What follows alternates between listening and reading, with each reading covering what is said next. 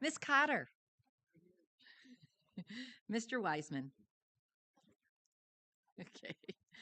Miss Ryan. Mr. Dimick. Here. Miss Grismkowski. Here. And I am present. Miss Dodd. Here. We have a quorum.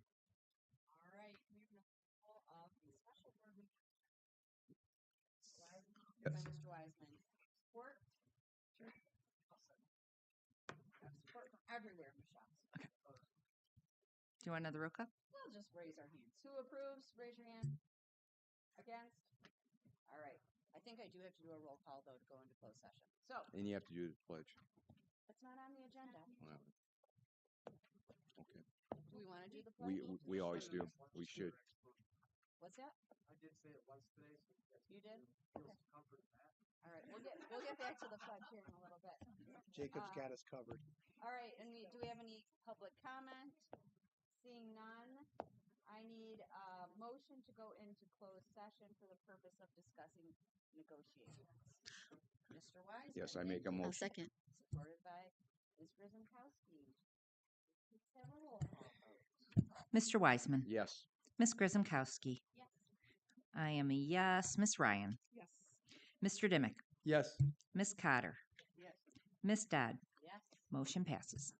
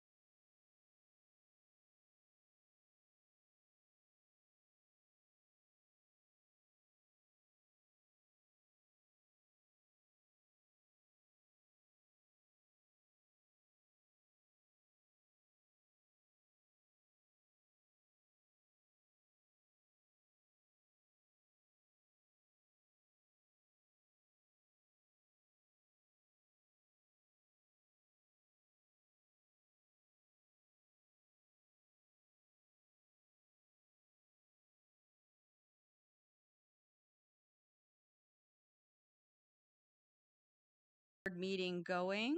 Let's start with a roll call, please. I don't see him either. I don't- All right. Miss Cotter. Here. Mr. Wiseman. Here. Miss Ryan. Here. Mr. Dimick. Here. Miss Grisomkowski. Here. I am present. Miss Dodd. Here. We have a quorum. All right, thank you very much. Anyone who is able, please rise for the Pledge of Allegiance. I pledge allegiance to the flag of the United States of America and to the republic for which it stands, one nation, under God, indivisible, with liberty and justice for all. Thank you very much. We're going to start with getting approval of the agenda. Can I have a motion to approve the agenda as presented? Sure. I move that our Board of Education approve tonight's agenda as it is presented. Thank you, Ms. Cotter. Do we have support? I'll support. Thank you, Ms. Grisomkowski. Any discussion? All right. Can we please have a roll call vote? Miss Cotter. Yes. Miss Grisomkowski. Yes. I am a yes. Mr. Dimick. Yes. Miss Ryan. Yes. Mr. Wiseman. Yes. Miss Dodd. Yes. Motion passes. All right. Thank you very much. Items from the board president. I think I will keep it relatively brief tonight. We have a wonderful crowd here, and I am very much excited to hear what you have to say. So I will keep my comments to a minimum. I would like to remind anyone that as part of our board meetings, we do have an opportunity for public comment. Public comment comes into section 3 and also section 6 or 7 on our agenda. If there's anybody in the audience who cares to give a public comment on something that is part of our agenda or not part of our agenda, they are welcome to do so. There are public comment forms kind of in the back. There's a nice row of supportive parents, I believe, here. And behind those parents are the public comment forms. Public comment forms can be taken and given to Ms. Cadell. And when we get to that part of the agenda, we will certainly let you know. Otherwise, I don't think I have much else to talk about this evening. We do have a relatively full agenda with a number of items, but really as we make our way through the season of thankfulness and the season of giving, we just want to express our great appreciation for this community and the people who come together to make sure that we all feel appreciated, we all feel like we're part of something special here, and we certainly appreciate each and every one of you. So with that, we're going to move on to recognitions, starting with Huron Valley Hero.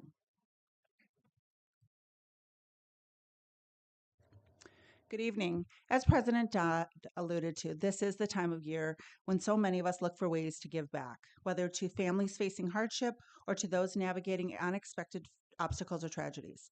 Across the Huron Valley School District, our schools have done so many things to make a difference. These are just a few of the acts of kindness they have been working on.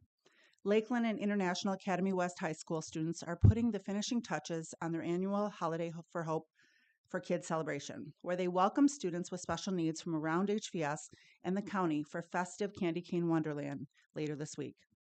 Milford High School has raised more than $12,000 for their Milford Miracles initiative, a tradition that has been going on for more than 30 years.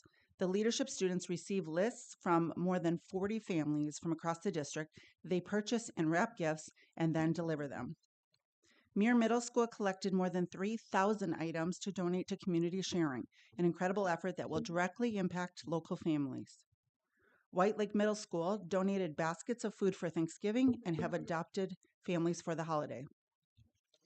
Oxbow Elementary partnered with local agencies and churches to support more than 30 Oxbow families with food and gift cards for the holidays. Heritage Elementary provided 15 complete Thanksgiving dinners and adopted 20 families for the holiday season. They also held a cereal drive, donating more than 570 boxes of cereal to community sharing. Lakewood Elementary partnered with the White Lake Fire Department and held their own cereal drive, contributing even more support to families in our community. And those students made and donated 201 bowls for the Empty Bowls Project, which will provide food for 100 families for the entire month in our area. Highland Elementary, along with community partners, have adopted dozens of students and their families for the holidays. And at Spring Mills Elementary, the wonderful fifth graders took a little different approach this year and created 20 blankets to be donated to cancer patients in our local hospitals. We are honored today to have the Spring Mills fifth grade teachers, Ms. Keely Amon, Ms. Teresa Day, and Mr. Michael Powers, and some of our fifth grade students at Spring Mills Elementary. If I can have the three educators come up here along with Ms. Denise Pastana, we have a little token of appreciation for you.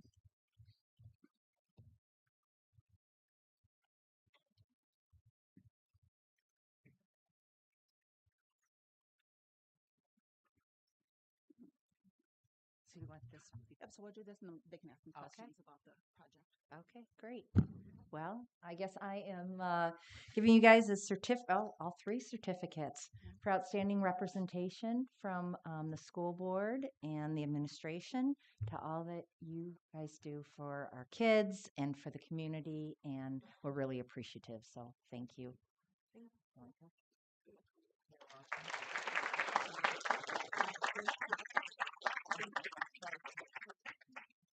You know, we do want a picture with you and all of the students in the school board, but first I'd love for the school board to have some questions or comments if you'd like.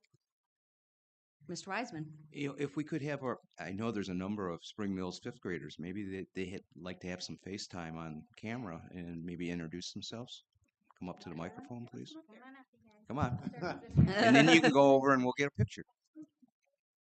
Go ahead and introduce yourself. Who you are. My name is Zafira Billy, and I'm in Mr. Powers' class. My name is River Rose, and I'm in Mr. Powers' class too. My name's Abigail Kapolka, and I am in Miss Day's class. My name is Devin Milhouse, and I'm in Mr. Powers' class. My name is Isaac King, and I am in Miss Samon's class. My name is Oliver Koski, and I'm in Miss Day's class. My name is Jacob Budding, and I'm in Mr. Powers' class. My name is Brooklyn Frankfitch, and I'm in Mrs. Amon's class. My name is Peyton Harold, and I'm in Mrs. Amon's class. My name is Sawyer Haynes. I'm in Miss Day's class. My name is Henry Stokes, and I'm in Mr. Powers' class. My name is Max Moscoso, and I'm in Mrs. Amon's class.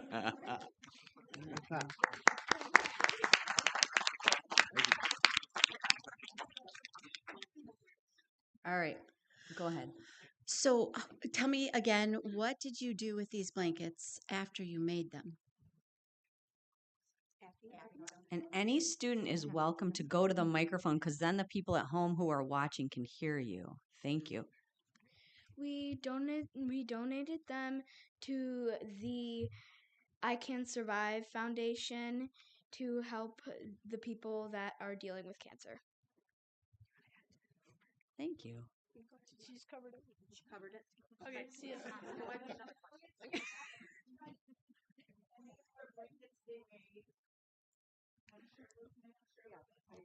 The You Can Survive program is something that the LaFontaine Group started a few years ago, and blankets are typically purchased and created and then given back to the LaFontaine Group, and they will donate the blankets to students who have cancer or children who have cancer to local hospitals. So they worked with us and they donated the blankets to our Spring Mill students so that they could learn a little bit about compassion, empathy, and service. And the kids worked together to create the blankets, and then we returned them to LaFontaine to be distributed around the around the community on Giving Tuesday. So it was a great collaboration. Go ahead, Mr. Wiseman. I just want to take a moment just to thank all the boys and girls who are representing other boys and girls that might not be here today for all the work that you did. The gift of giving is extraordinarily important. We talk about it during the holidays, but we as a school district take great pride as a school board on all the things that you do all year long for our communities. And what you do and what you did for those cancer patients is a gift that keeps on giving. So I just want to say thank you for everything that you do, and please pass that on to your classmates. And I would also like to recognize Mr. Powers because what university there are you representing? IU, Indiana University. I think they won a big game the other day, didn't they? congratulations too. But well done, boys and girls. Other comments, Ms. Cotter? Yeah, just a quick comment, and I think the children already know when you don't feel good, nothing feels better than to have a blankie around your shoulders. So thanks again. I'm sure many people are going to appreciate your donation. Thanks for doing that.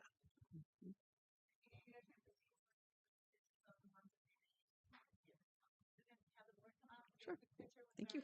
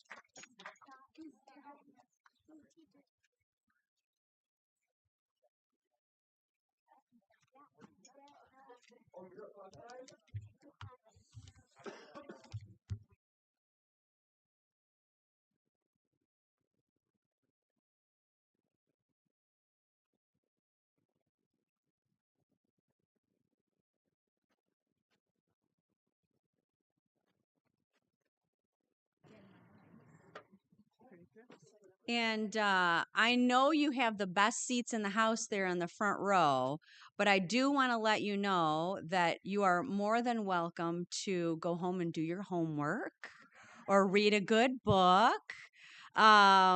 We'd love to have you stay for the rest of our meeting, but we know that those poor parents over there just don't have chairs, and we know you probably have some homework and some work to do. So we appreciate you coming, but you are certainly welcome to excuse yourself if you'd like to head out. And I see the parents already standing up, so I think watch for your parents. Don't let them leave without you.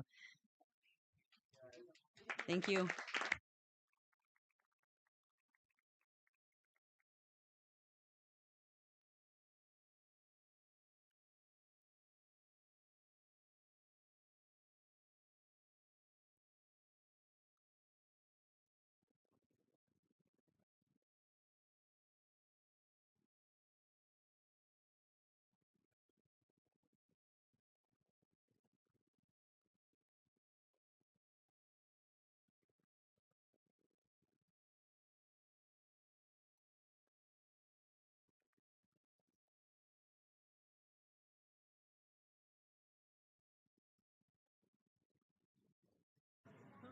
All right. Well, now everyone can move up. No, I won't make you move up.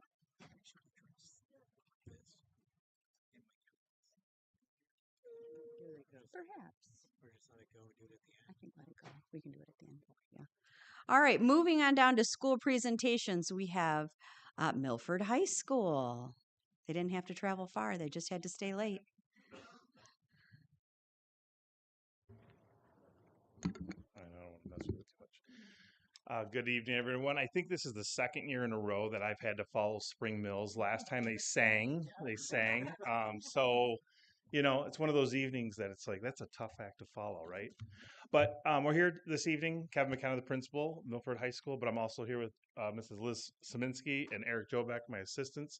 But we want to talk a little bit about the PBIS school, which you've had several presentations, I would imagine, the past year or so. But something that we really felt like we got going really this year more than anything. But we're going to walk through kind of some of the things that we have set up more structure based and what it looks like at Milford High School and what we are planning for the future and years to come. So with that, this one is on now. Okay, there we go. All right, got it. Just kind of where we started with our process. I mean, this was kind of a conversation within Huron Valley Schools, definitely at principals meetings and so forth from TLT. And then quite honestly, I don't think we got started right away at fall. We put our minds around it for a bit, And we kind of felt like, how do we start something right in the middle of a year, and where do we start with that? But we kind of started in the spring of 2024. We kind of developed a committee. We literally talked about our staff and like who are the right people for this committee, and just kept approaching, and sometimes trying to get a plan in place or a committee in place after school, sometimes, working with schedules and things like that. But we got a core team together, and that was our first piece, just kind of reviewing what other matrices. The good thing about starting slow to go fast is what I always say. But one of the things was Lakeland already had one, Muir had one. People were starting to bring out their matrices and what they were, their thoughts and things that they put into it.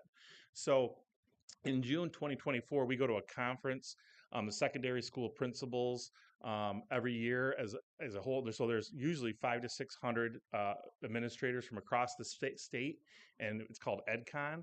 We went there and we sat in a presentation from Grand Haven High School, who was 2-3 years ahead of us. There was no doubt. I mean, they had every little detail of what they do day in, day out, and how they develop that.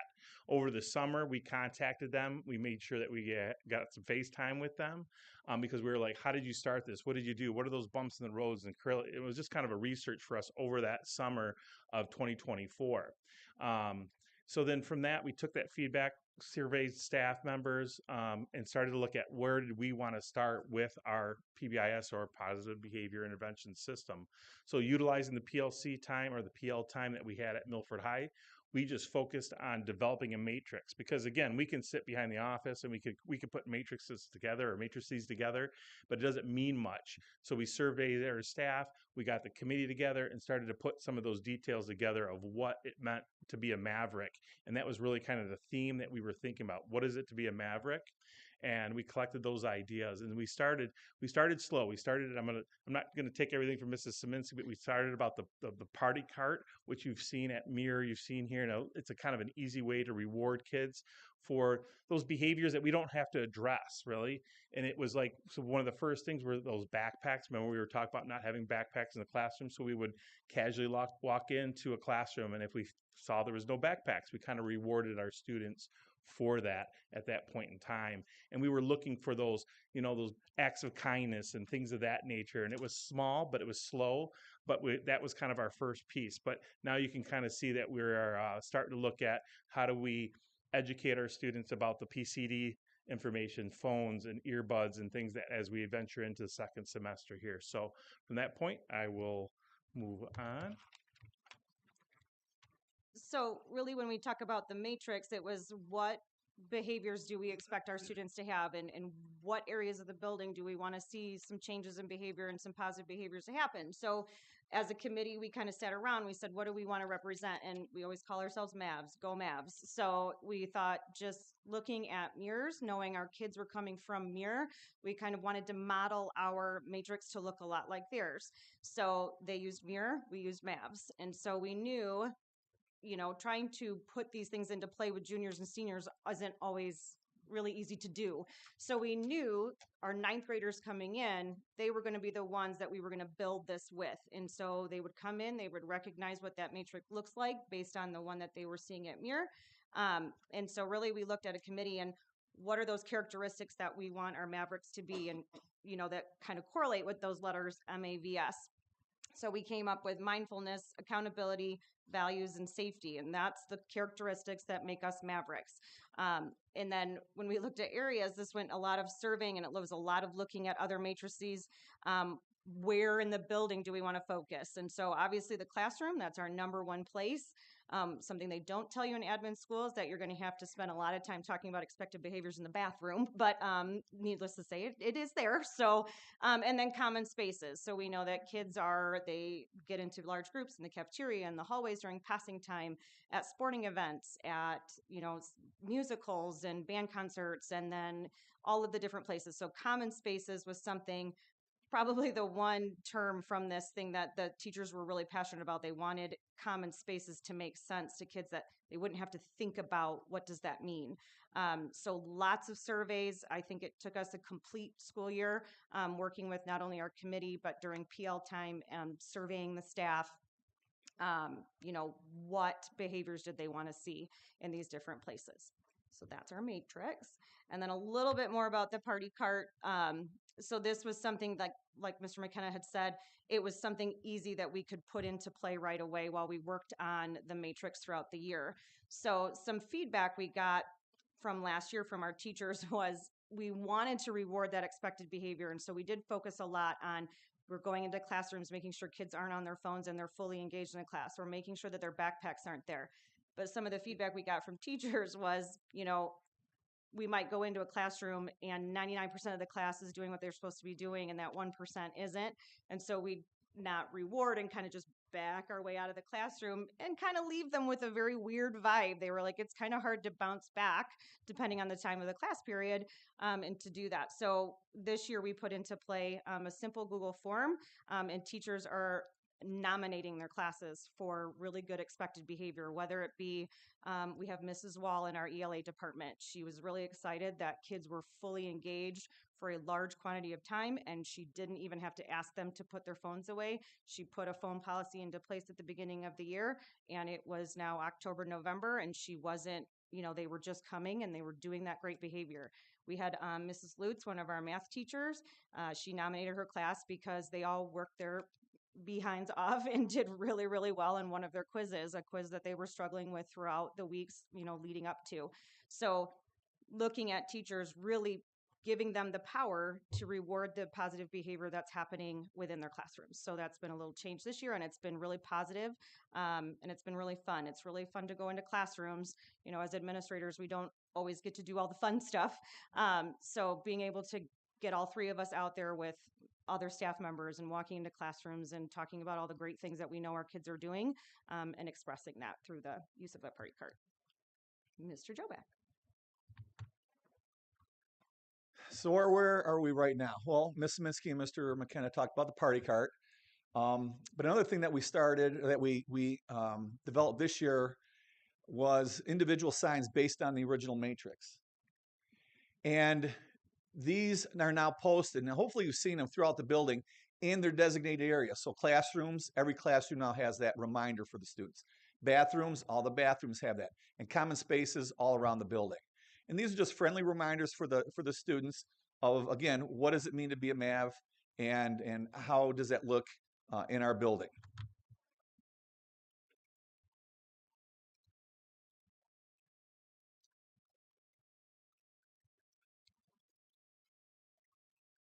I'm pushing it. All right. Now, in addition, we had to educate the students. So we decided let's take, and instead of trying to do it all at one time, we decided let's take each of the letters and we'll do it at the beginning of each marking period. So the very first marking period, Ms. Minsky and I met with the students as a group in what we call forums. We go over a lot of the other expectations, but that's when we first introduced the matrix and the PBIS philosophy with what we're going to be doing and what we've been doing. After that, the rest of the year, we are relying on our video classes to create some videos for us, some PSAs. And these will be videos that the teachers will be showing in their classrooms.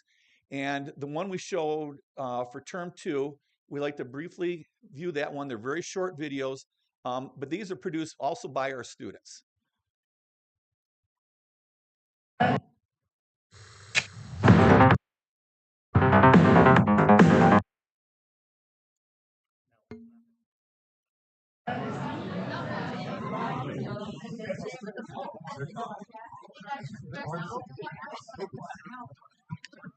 PBIS has been a great addition to Milford High School, but you may be wondering, why are we learning about this?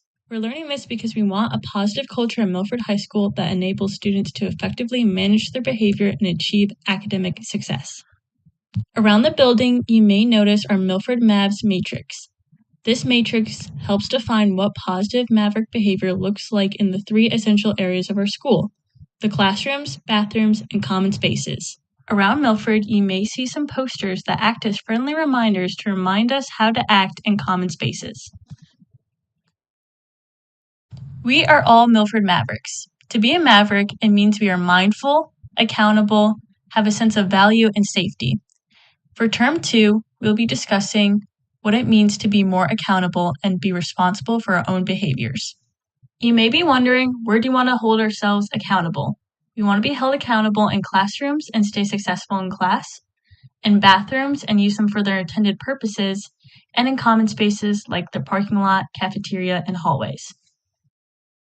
An example of accountability in a classroom is being prepared, completing work, following teacher guidance with technology, communicating needs and asking for help, and checking school email and assignments regularly.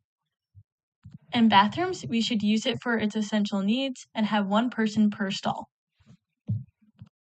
In common spaces, we should be timely, behaving and speaking appropriately for the location, and maintaining a clean space. Teachers have been nominating their classes to reward hard work and good behavior. They've been doing this through the party cart. If I could ask you to pause what you're doing for a hot second. Yes? Yes, you guys get the party cart today. So, yeah, fantastical. So, but what you need to understand is the reason why you're getting it. When we think about what it means to be a math, and when we think about what our values are as a school building, when we think about things like being mindful and paying attention and doing the right things as just a matter of course of what it means to be a math, you guys do that on the daily. You show up, you work hard, you do what I ask you to, help each other out, you value each other's time, safety, and learning, and you pay attention to what's happening around you. You're very aware, and you guys are an excellent representation of what it means to be a math. And so, to thank you for that, you get the party card. Go ahead. You're the first. Take some out.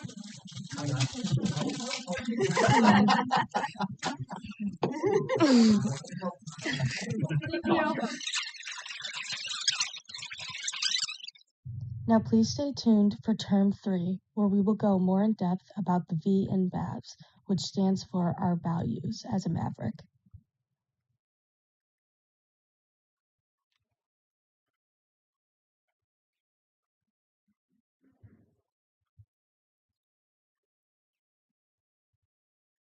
So that's a sample of what the videos we're producing, that the students are producing for the students. And by the way, the Pop-Tarts are the most popular item on the party cart. Now, in addition, starting in January, some other initiatives and some other things that we're going to be adding with this PBIS is recognition of positive behavior. Teachers will be meeting during personal development time or professional development time and nominating 5 or so students each month. And we're going to give them what's called a shout out card. It's just a little positive something for the students that it's going to be twofold. One, obviously it's going to have a little statement on there for them, a positive statement. But secondly, it's also going to be for a drawing. And we've been able to get some different donations that we're going to be giving to the students in these drawings. So they can also enter that card into a drawing each month for a specific prize. Other committee people that we've been adding. We got parent representation that we've added. We're adding student representation, communication, community communication, social media, emails, behavioral referral forms for data collection and to track behaviors. These are things that it takes time, but these are things that we are also developing with our PBIS. And with that, Mr. McKenna. So one of the last pieces, and I'm not going to read the next slide because it's kind of the continuation, kind of what Mr. Jobeck was talking about. But these are all ideas that we've collected through our surveys and so forth. But one thing that I want to talk about are some of our next steps that we see a couple of years or another year is what does it mean to be a Maverick parent? What does it mean to be a Maverick staff member? What does it mean? If we're going to ask our students that, our adults around us need to have that behavior because sometimes it's the common spaces. We don't see an adult acting in that fashion, but we do want to educate our parents and our staff just as much if we're going to be asking our students that. So I don't want to touch upon all of this, but I do want to thank Amanda Rivers because it was something she brought to Huron Valley Schools. It was an initiative, I think, as a whole from TLT. But Jennifer Bjorkman, our parent Heather Hurst is kind of one of our lead people right now, and then our committee members, which are mostly our staff members. But all honesty, it started with these two behind me, and it really, they're the face of it. I know I'm standing here now, and I started it and ended it, but the two behind me are the ones that have done everything along the way. So kudos to them, and kudos to our kids at Milford High. There you go. Thank you. Thank you. Does anybody have any questions from the board? We have these 3 leaders from Milford High School. Anything? Go ahead, Tom. I do like the fact that you've reached out to Mirror, which is your feeder, and really that becomes a building block that you can work through, and it follows them through their their secondary career. So I think that's a very positive approach. It's not something new; it's something that grows. Right. So, and our 9th graders, this is just common to them right now, where our seniors are like, what are these posters on the wall, right? So, absolutely. I mean, it's really that. So it's going to take us a few years. It takes time. Yep. But, thank you. But very well worth it. Thank you very much for your presentation and the work that your Mavs are doing. Yeah, thanks. They're curious about the concept, but they're happy to take your Pop-Tarts. Yeah, oh yeah. They'll take the Pop-Tarts, all right? All right, other questions? All right, thank you. It's Thank nice you. to see this growing throughout the district. We appreciate your work, and we appreciate you being here tonight. Yep.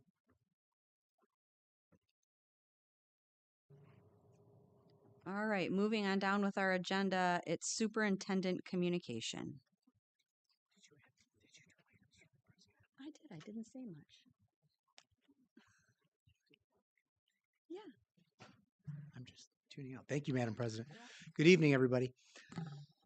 So I have a few things. First and foremost, here we are in December. I don't know how we got here. It sure has gone very quickly in terms of the course of the school year. I just want to take a moment because we will not have another board meeting until after the new year. I just want to wish everybody a very happy and healthy and restful holiday. I hope you have time to spend with family and friends and loved ones, and for our staff, for our teachers and our support staff and our administrators. I just want to thank you for all of your work to this point in the school year. I know you've all worked very hard in the face of redistricting and construction projects and a lot of change. I'm very grateful for each and every one of you and what you do every single day on behalf of our students. And I just really want to encourage you, as I do every year, over the span of these 2 weeks that you're off, please take time to put out an out of office notice and just really disconnect. And I hope you can just be present with your family and your loved ones. That's very important for you to do, and that's how you can be the best version of yourself for our students. So just want to give those well wishes to our staff and our families out there. If we could queue up the personal communication devices, cell phone website real quickly here.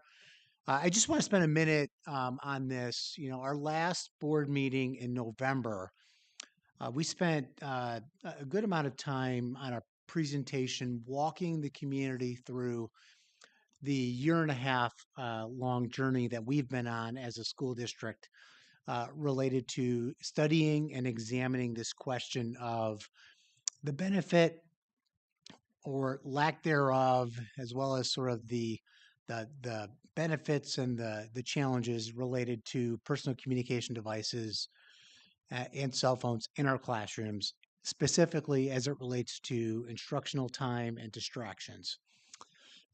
So for more detail, I would encourage anybody that didn't have an opportunity to visit our website or to watch last month's board meeting to go back and take a watch, because we went through in some amount of detail the process that we have gone through as a school district, as a school board, and as an administrative team. And since that time, we have launched the what you see up in the screen in front of you. And there's a real quick video overview here. And I'm just, rather than talking through everything that's on the website, I'm going to ask us just to press play on that video, because I think it does a pretty good job providing an overview of what's available to you on the website. Hello, HVS. My name is Paul Salam, the superintendent of the Huron Valley Schools, and I have a quick important update for you regarding some upcoming changes to our cell phone policies. Starting January 20th, 2026, we are going to be implementing some consistent procedures across the entire school district with a tiered approach to the way with which we are going to be managing the expectations of personal communication devices and cell phones for our students. And so what I want to share with you is this has been a lengthy process. We started last school year, actually back in October. We spent a lot of time with our Board of Education, asking questions, reading with one another, researching, and really taking time and energy to be thoughtful in terms of how we approach our personal communication device and cell phone policy. One thing we recognize for sure is that cell phones were having an adverse or a negative impact on our students, specifically in the teaching and learning environment. Constantly distracted by text messages, constantly wanting to use AirPods to listen to music and tuning their teachers out, and frankly, constantly having turmoil, peer-to-peer turmoil, because pictures being sent and bullying taking place. And so it's important for us as a school organization to recognize that these personal communication devices were becoming a major distraction.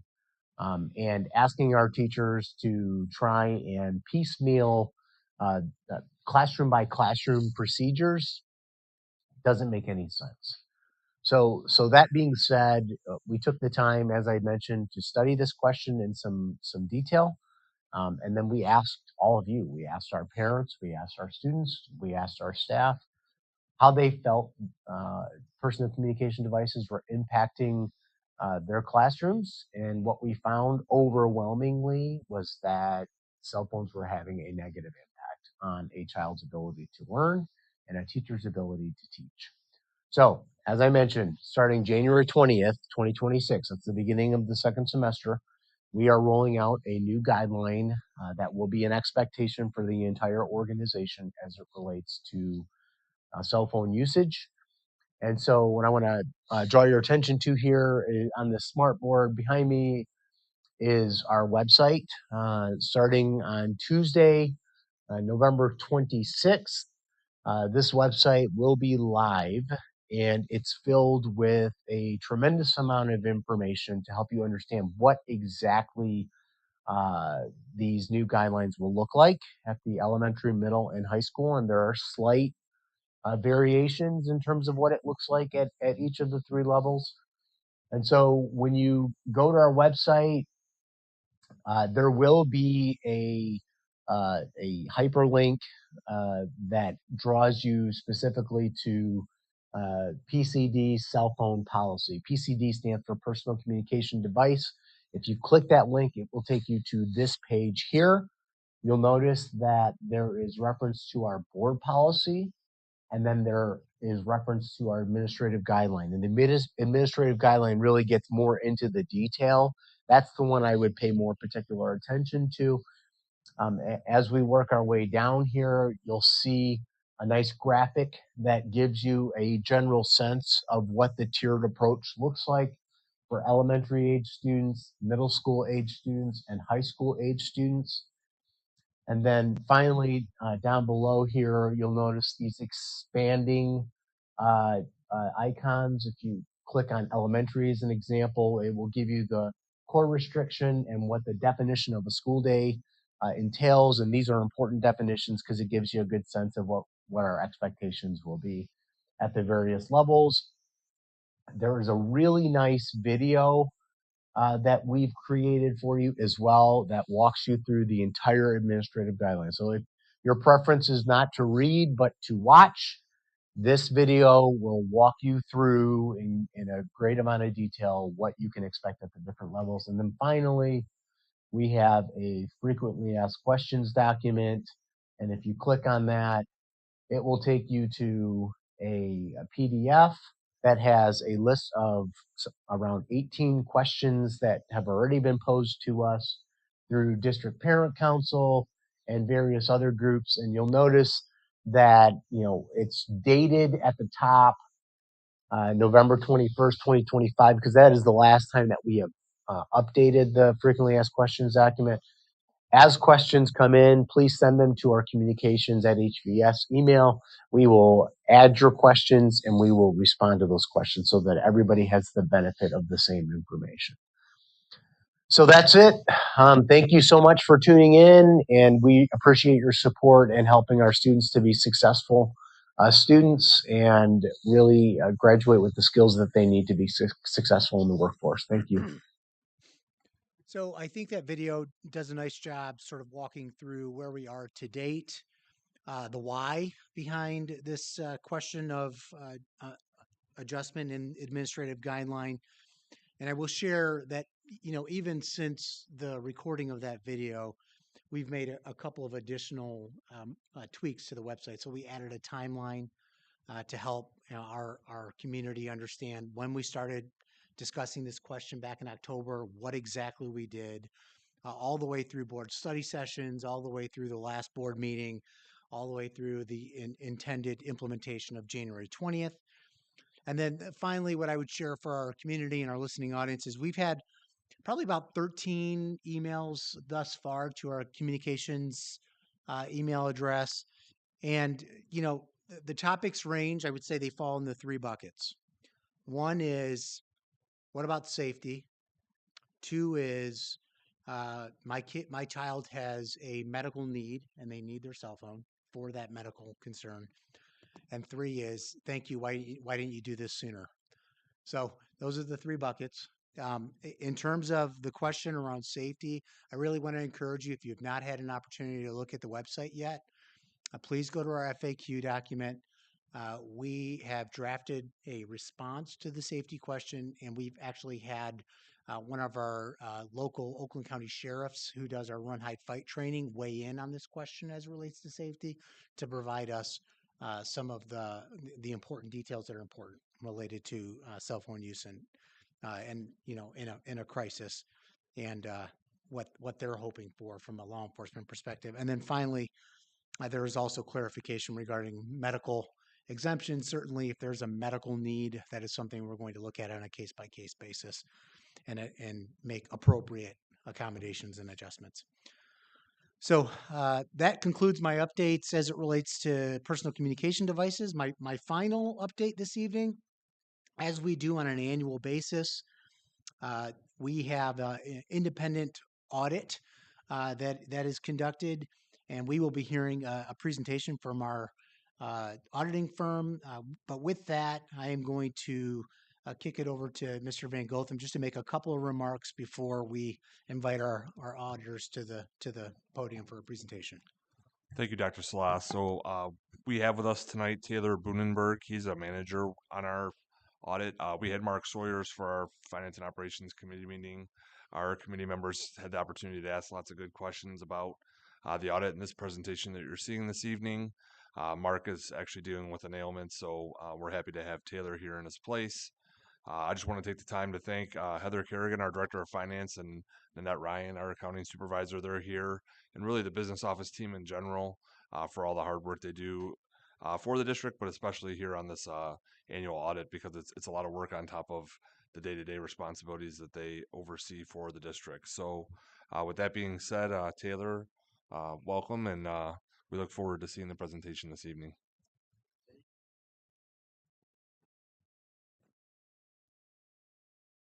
Hey, Taylor, you got to press that button to turn it on. Oh, there you go. Thank you. Thank you. Good evening, everybody. My name is Taylor Boonenberg. I'm an audit manager with Hungerford. Been with them about 8 years now, and I think year 4, year 5 with the district. So it's been a little bit now, 4 years. But here tonight to go over the audit report. So before we dig into that, I just want to provide a little bit of context as to the structure of the report. I think it's always super helpful, especially if you're not, the numbers person, you're not going to go home tonight and read through this whole audit report. At least having a takeaway of somewhat is always pretty beneficial there. So the first kind of thing we'll flip to in the audit report is the independent auditor's report. report that'll look like a letter format. That's where we have our audit opinion. We'll get back to that in a minute. But the next section is the management's discussion and analysis. This 6 to 8 pages or so does a really good job summarizing the audit report as a whole. It has some good, financial analysis, some kind of key financial takeaways. Where did things shake out as we ended the year, looking back at June 30, 2025. Some commentary for capital assets information, long-term debt for the district, and as well as some opportunities from commentary from the business office. So, any budgetary changes, amendments, considerations there, and then factors, bearing on fiscal 26 now that we're obviously a few months in. So that's definitely a really good recap section. Again, if you're only, hitting in here a little bit, I would say that's the place to go.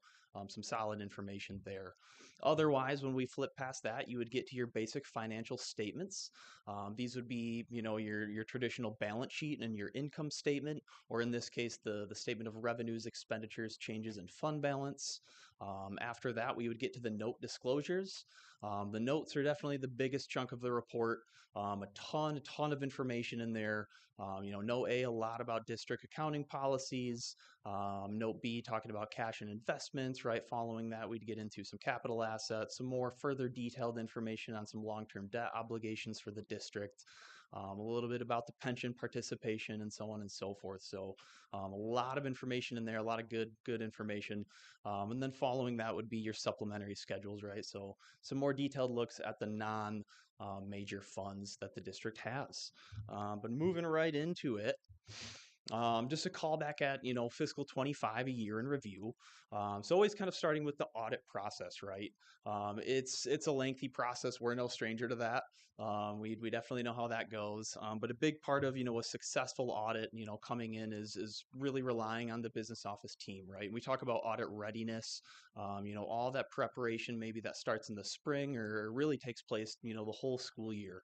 Ultimately, hitting year end and being ready for us to come in for a few days, a greater part of a week.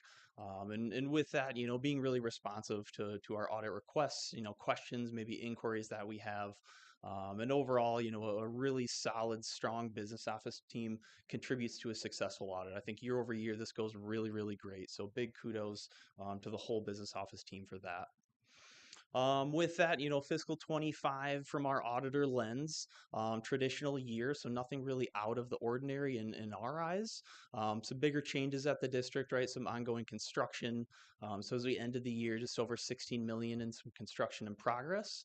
So a lot of different projects going on at the district. Some of those larger ones, right, being the Milford High School, the Lakeland High School, and the White Lake Middle School as well. This also saw, just over 60 million in new assets added to the district this year. And then as well, a little bit of asset cleanup for the year. So 13 million in asset disposal. But this, really nothing out of the ordinary. Just looking at, the capital asset list, making sure that what we have in there is really truly in place. It's operating. And most of these, disposals were old assets that were fully disposed. So not really a big impact to the financials there.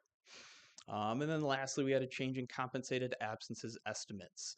Won't get into that one into detail, but really just changes the way we look at those accumulated leave balances, how those are estimated, how those are evaluated, and ultimately what we're forecasting, or the business office rather is forecasting to what would be paid out upon retirement for those individuals. Jumping right into, the audit report here. And as I kind of mentioned, the first thing you'd flip to is the independent auditor's report. That's kind of the big question, right? How did we do on the audit as a district? Happy to say that the district received an unmodified opinion again this year. But what does unmodified mean, right? How does it read when you're reading this letter? It really means that it's the highest level of assurance that the financial statements are presented, or that they are free from material misstatement, rather, and that they're presented in accordance with accounting principles generally accepted in the United States. So when we talk about, all those transactions that are recorded, accumulated right during the year, ultimately to get to these statements that we're seeing in this report, that they're done, appropriately, accurately, timely, and no real departures from kind of those standards that we would expect to see there. The rest of the letter is very template language, so really, again, nothing out of the ordinary with this letter itself. But a thing to hit on here is it does talk a little bit about internal controls over financial reporting. So those checks and balances that are in place at the district, right? So when we do record those financial transactions, that they are recorded accurately, timely, appropriately, all those things there. Ultimately, we gain an understanding of those internal controls in place at the business office, build those into our audit steps. But the big thing to take away here is that there were no audit findings over internal controls over financial reporting. So all good things there. And then related as well, there was no non-compliance noted with the various laws and regulations that the district has to adhere to. Jumping kind of into the financial statements, again, there's a few different statements in here. So I think it's helpful to kind of differentiate the two. The biggest being that there are two separate sets of financial statements in here. The first being the district-wide financial statements. Those will be the first full statements that you'll flip to, the statement of net position and the statement of activities. These are presented on a full accrual basis. So really it's bringing all the economic resources, any obligations, right, long-term into play here. So really the easiest way to describe that is that it includes capital assets and our long-term obligations as well. The second set of financial statements are the governmental fund financial statements. This is more your traditional balance sheet, your income statement, and then in this case, the statement of revenues, expenses, changes in fund balance. And this is presented on a modified accrual basis. So the best way to think about this, right, it's our current kind of operating focus here. So excluding capital assets, excluding those long-term obligations, right, really looking at the year in focus. Jumping over to that, and again, staying more in the governmental fund financial statements here, we have a summary look at the balance sheet here. So not going into a ton of detail here, but again, just a summary look of where did we end, what are our current financial resources look like as we ended the year, going back to June 30 again. And we have the different kind of fund classifications that the district has here. So the general fund being that first column, that primary operating fund of the district. Then we have our special revenue funds, which includes that International Academy West Fund, our community services, our food service, and our student school activity fund. We then have the debt service funds, which account for your principal and interest taxes or payments rather for those long-term obligations and recording those property taxes that are collected to then pay down that related debt. And then lastly, we have some capital projects funds at the district operating are the building and site sinking fund with that sinking fund millage, building improvements fund, and then that 2023 capital projects fund or that bonded construction fund there. So definitely some ongoing construction going on at the district, majority of that being accounted for in those capital project funds. But focusing a little bit more on the general fund here as we look at total assets, total liabilities, almost a current ratio of 2 to 1 there, right? So those current financial resources on hand available to pay down those obligations that are coming due in that current period. Moving on here and sticking kind of in that general fund, so again, that primary operating fund, we have a comparative look. The first kind of left column is 24-25, so the past fiscal year, and then a look, all the way back to fiscal 22. The biggest thing I want to point out here is that revenues, as we see, increase year over year. A lot of these revenue increases are due to, your state school aid, maybe some restricted federal grant resources, and with that, we have those expenditures kind of following suit, right? So as we see those revenues jump up, we see the expenditures jump up with that. A big piece to keep in mind here is any restricted revenue sources. So a big piece of your state school aid is a restricted source, your federal grant revenues as well. So think about, title programs, your lunch program, all of that meaning, as a restricted source, you have to spend the money, you have to incur the expenses to then recognize the revenue. So it's almost a one-for-one match, right? So when we see those restricted revenue sources go up, we would expect to see that expenditures go up as well. So a pretty normal trend ultimately to say, nothing kind of really going on unordinary in our audit lens. Jumping over to the general fund budget to actual statement, this will be the last schedule before the note disclosures. A little bit hard to see the numbers here, but ultimately I think this is where you go to jump to, okay, how do we evaluate our budget to actual? On that final column, or the left column, excuse me, we have our original budget, so the budget that was adopted in June of fiscal 24. And then we have the final budget, which was adopted June of 2025. Our third column being our actual results, and then our variance in that left there.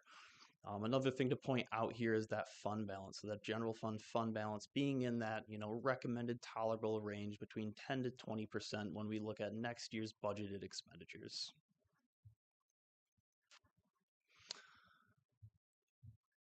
A look at our revenues by source here, and I apologize about those percentages there, but kind of going around the pie here. So that light green piece in the top right is our local source revenues, just over 12% there. That would mostly be your property taxes that are receipted at the district, right? Any interest earnings on your cash and investment balances, and then some other kind of smaller fees or gate fees, athletic fees, those types of revenues that are collected here. Then obviously the biggest piece here, just over 77% of total general fund revenue, would be your state school aid. Your federal sources, so think those federal restricted grants, right? Our lunch grants, our title grants, just over 3%. And then our last piece there is any inter-district sources, so any revenues that are collected for any ISDs there. Not a ton in detail to add with this slide, but again, just a trend look at our revenues over the past 5 fiscal years. So, starting in fiscal 21 when we were kind of in the midst of the pandemic, right? Some unknowns there. And as we move past that now, well past kind of that point, looking into fiscal 25, a solid amount of revenues kind of collected by the district and a pretty steady increase as we look at that 5-year trend. Jumping past that, we have our expenditures by purpose here. So a little bit different than last year, but the green piece of the pie, right, just over about 76% there is our instruction-related sources. The big thing to keep in mind with this presentation is that might not match your financial statements exactly. The main reason being to truly show kind of those instruction-related expenditures. This does include 3 different functions that would normally be classified as a supporting service, right? So those pupil services, instructional staff services, and office of the principal is all lumped up in there, all really saying, right, the majority of even our primary operating fund is truly going towards instruction. Then we have just under 22% of the rest of our supporting services, so kind of the other various supporting services down there, right? Your general administrative services, the Board of Education, executive administration, operations, maintenance, so on and so forth. Then the last few pieces up there, just over 1.6%, I think under 1%, and again, under 1% there would be your debt service, your facilities, construction improvements, and any other financing uses that are incurred in the general fund. And again, a similar look at our expenditures by fiscal year, another 5-year trend, right? Kind of following that trend in revenues increasing up. Jumping over to our fund balances. So again, a look at kind of our different classifications of our funds, in this case, sticking more with our general fund in that left column, and then our 4 different supporting services. So that general fund, right, and an increase in fund balance by just over $800,000 there. As we move on, another trend look at our fund balance in the general fund and showing kind of our different classifications here. So our green being unassigned, kind of unrestricted piece of that fund balance that is held. That light blue would be your assigned fund balance there. Any committed sources would be shown in yellow. And then lastly, any restricted would be in that dark blue. Jumping over to our single audit or our federal compliance audit, we just kind of got done with the financial audit. What's the single audit, right? You may be wondering. That's kind of where we look at your federal grant programs. We do an evaluation where we would select a major program or multiple major programs to go over. With that, kind of following suit with that independent auditor's report, that single audit report will have additional letters in there talking about that opinion as well. So the opinion for the major federal program or that federal grant that we audited. Again, an unmodified opinion was given for that major federal program, so no real non-compliance there, no real issues as we look at that. Again, internal controls, a little bit more in-depth look as we come to the single audit where we're required to test controls. So not only, are we gaining an understanding, we're talking about those controls, understanding how they're operating, but with each kind of test that we do, we really look at, okay, are those controls happening? Are they implemented? Are they in place? So with that, no non-compliance related to internal controls over compliance specifically with the major federal program. And then lastly, we have the schedule of expenditures of federal awards, or the CFA. This will be the actual schedule that you see. This will show all your federal grants that were expended during the year. So you can see, what was that award, how much was awarded to the district, how much was spent, what was, the cash received or reimbursed on those grants, and then ultimately what was receivable as we ended the year, June 30, and then collected into the summer months of July and August. And then lastly, we have a comparative look here at the single audit. So total federal expenditures decreased this year from 8 to about just under 6.5 million.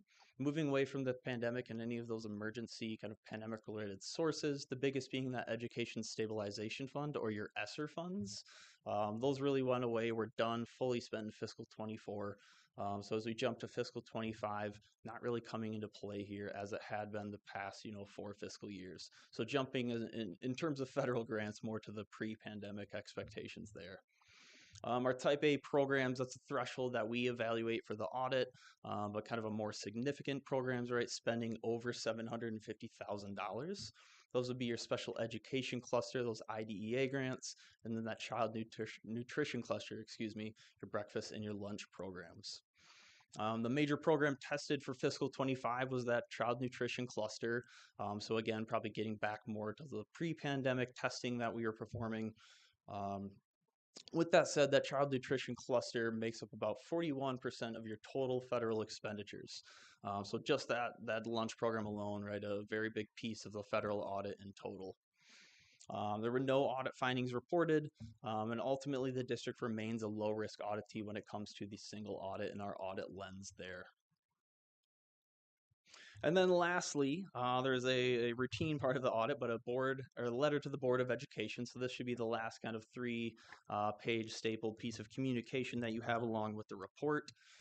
Nothing really out of the ordinary with this piece of communication. It's not a result of any issues or irregularities. This is where we would talk about any issues or irregularities, but pleased to say there was none of that. There was no disagreements during the audit process or really no difficulties encountered. So all good things there. Again, always a smooth process working with the business office. So big thanks to them and everything they do really to prepare for this audit. And then the last thing, I know we kind of already hit on it a little bit earlier, but that last page there again does talk a little bit about that general fund ending fund balance, where we were at June 30 as we looked into fiscal 26.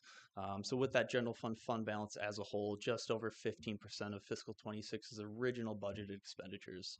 Ultimately, right, providing that stable operating base as we move into fiscal 26. And that is kind of all. I know, there's a lot of information in this report. That was probably a lot to go through in a short amount of time. So if there are any questions, I'd be happy to answer any at this time. Otherwise, if anything comes up after, please don't hesitate to reach out. Thank you very much. That was an excellent presentation. We appreciate it. Thank you. Questions? Sure, Mr. Wiseman. Yes, I will just say that our Finance and Operations Committee, Michelle and Jacob and myself had an opportunity to listen to Mark, go over the information that Taylor presented to us. Taylor, great job tonight. Thank you. You were during that time, the questions that were raised were answered, and feel very, very fortunate to have a staff like we have with Nanette and Heather and Jeffrey and the work that you've done. Our students are precious. The dollars are also precious to our community, and the dollars that we receive are dollars that we derive from the community and the support of our school district. So it's great, and it's very gratifying to see that we've got a clean report. If in layman's terms, we got an A+ for the work that was done.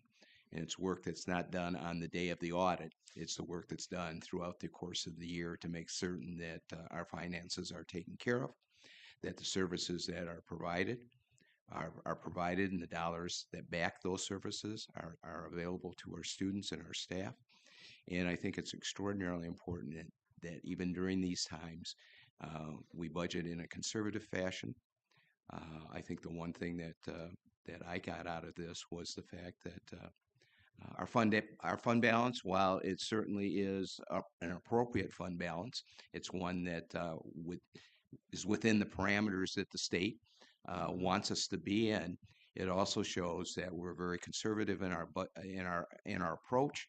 And at the end of the year, we're within 1-2% of what we say our budget's going to be. And I know for one, I wish my household budget was within 1 or 2% on an annual basis, because I strive for that, but I don't. It never happens. But I do appreciate the work that's done. I think the one thing that we need to also talk about is the fact that while we spend a lot of time talking about the general fund, we also have other funds that the taxpayers contribute towards, and that's our sinking fund that the voters approved a few years ago, and our bond issue.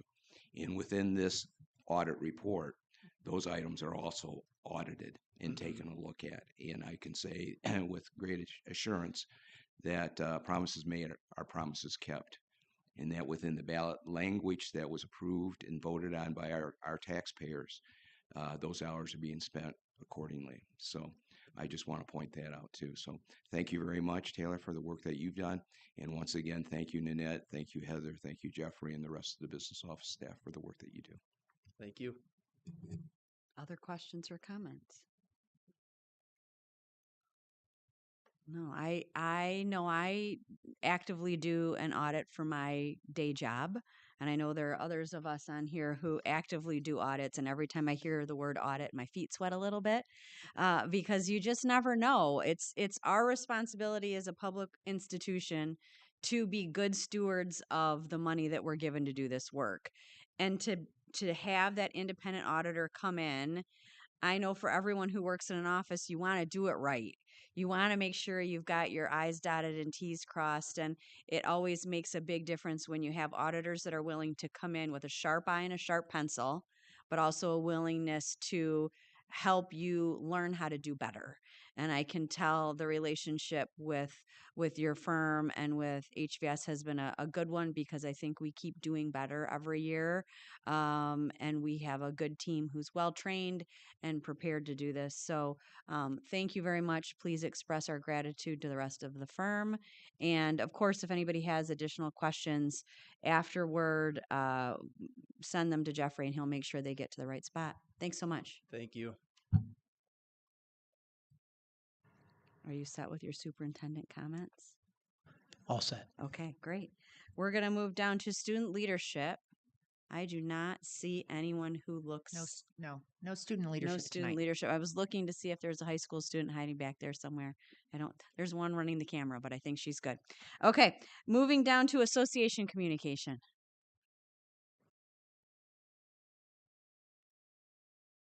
He was really tall. And I'm really short. Good evening. It's so hard to believe that this is my final association comments of 2025. This time last year, I spoke about the upcoming redistricting, as that this was the time of the year that the information was shared with the community. Throughout last winter and spring, we navigated the process to restaff our middle schools and elementary schools, which were impacted. It was a daunting process, but we worked through it together at every step.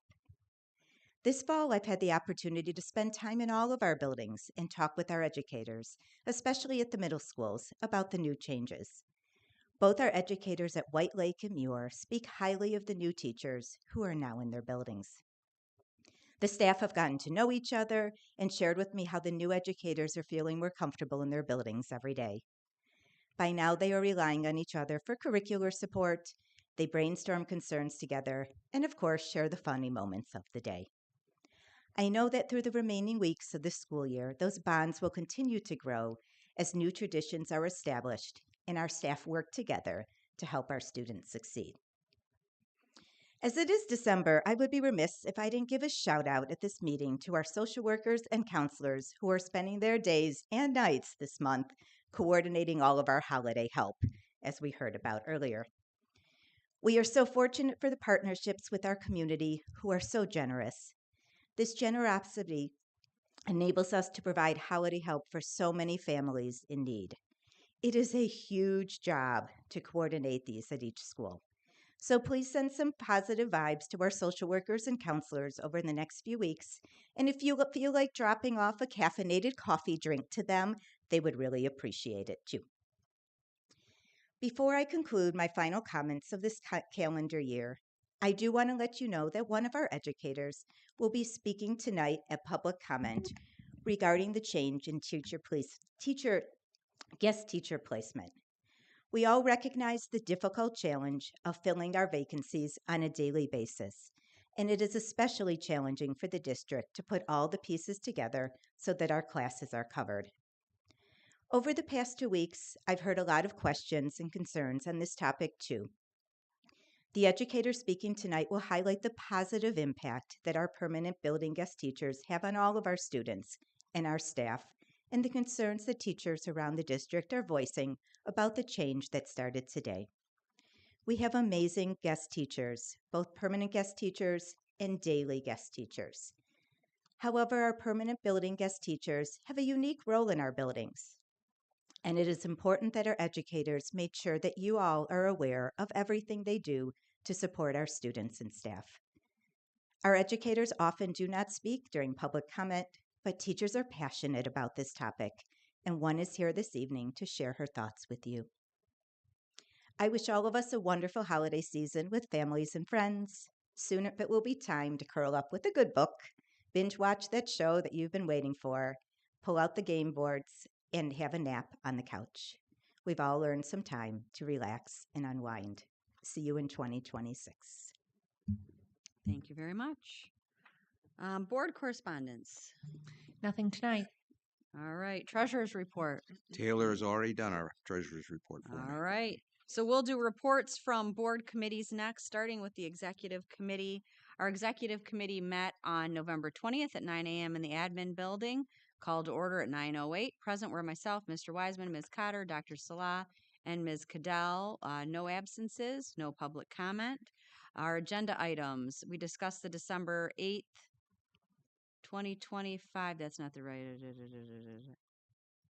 regular. Nope. Sorry. I'm confused. December 28th, 2025 board study session. The committee reviewed the agenda in anticipation for the December 8 regular board meeting, not board study session, for the regular board meeting. We also discussed the school safety and security. Committee noted that the first Safety, Security, and Wellness Committee meeting happened on November 12th, 2025, and was well attended. This meeting provided an overview of the district's safety and wellness initiatives.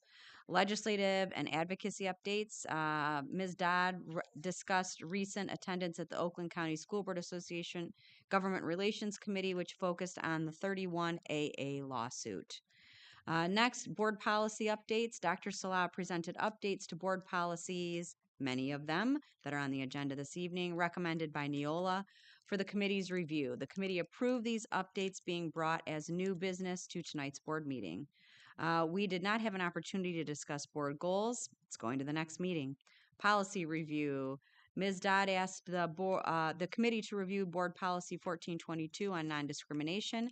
Committee concluded that the policy is not overly arduous, continues to be supported, and requires no change. Lawsuit update 31AA. Dr. Salah noted he is awaiting updates from attorneys regarding the preliminary arguments from the November 19th federal hearing.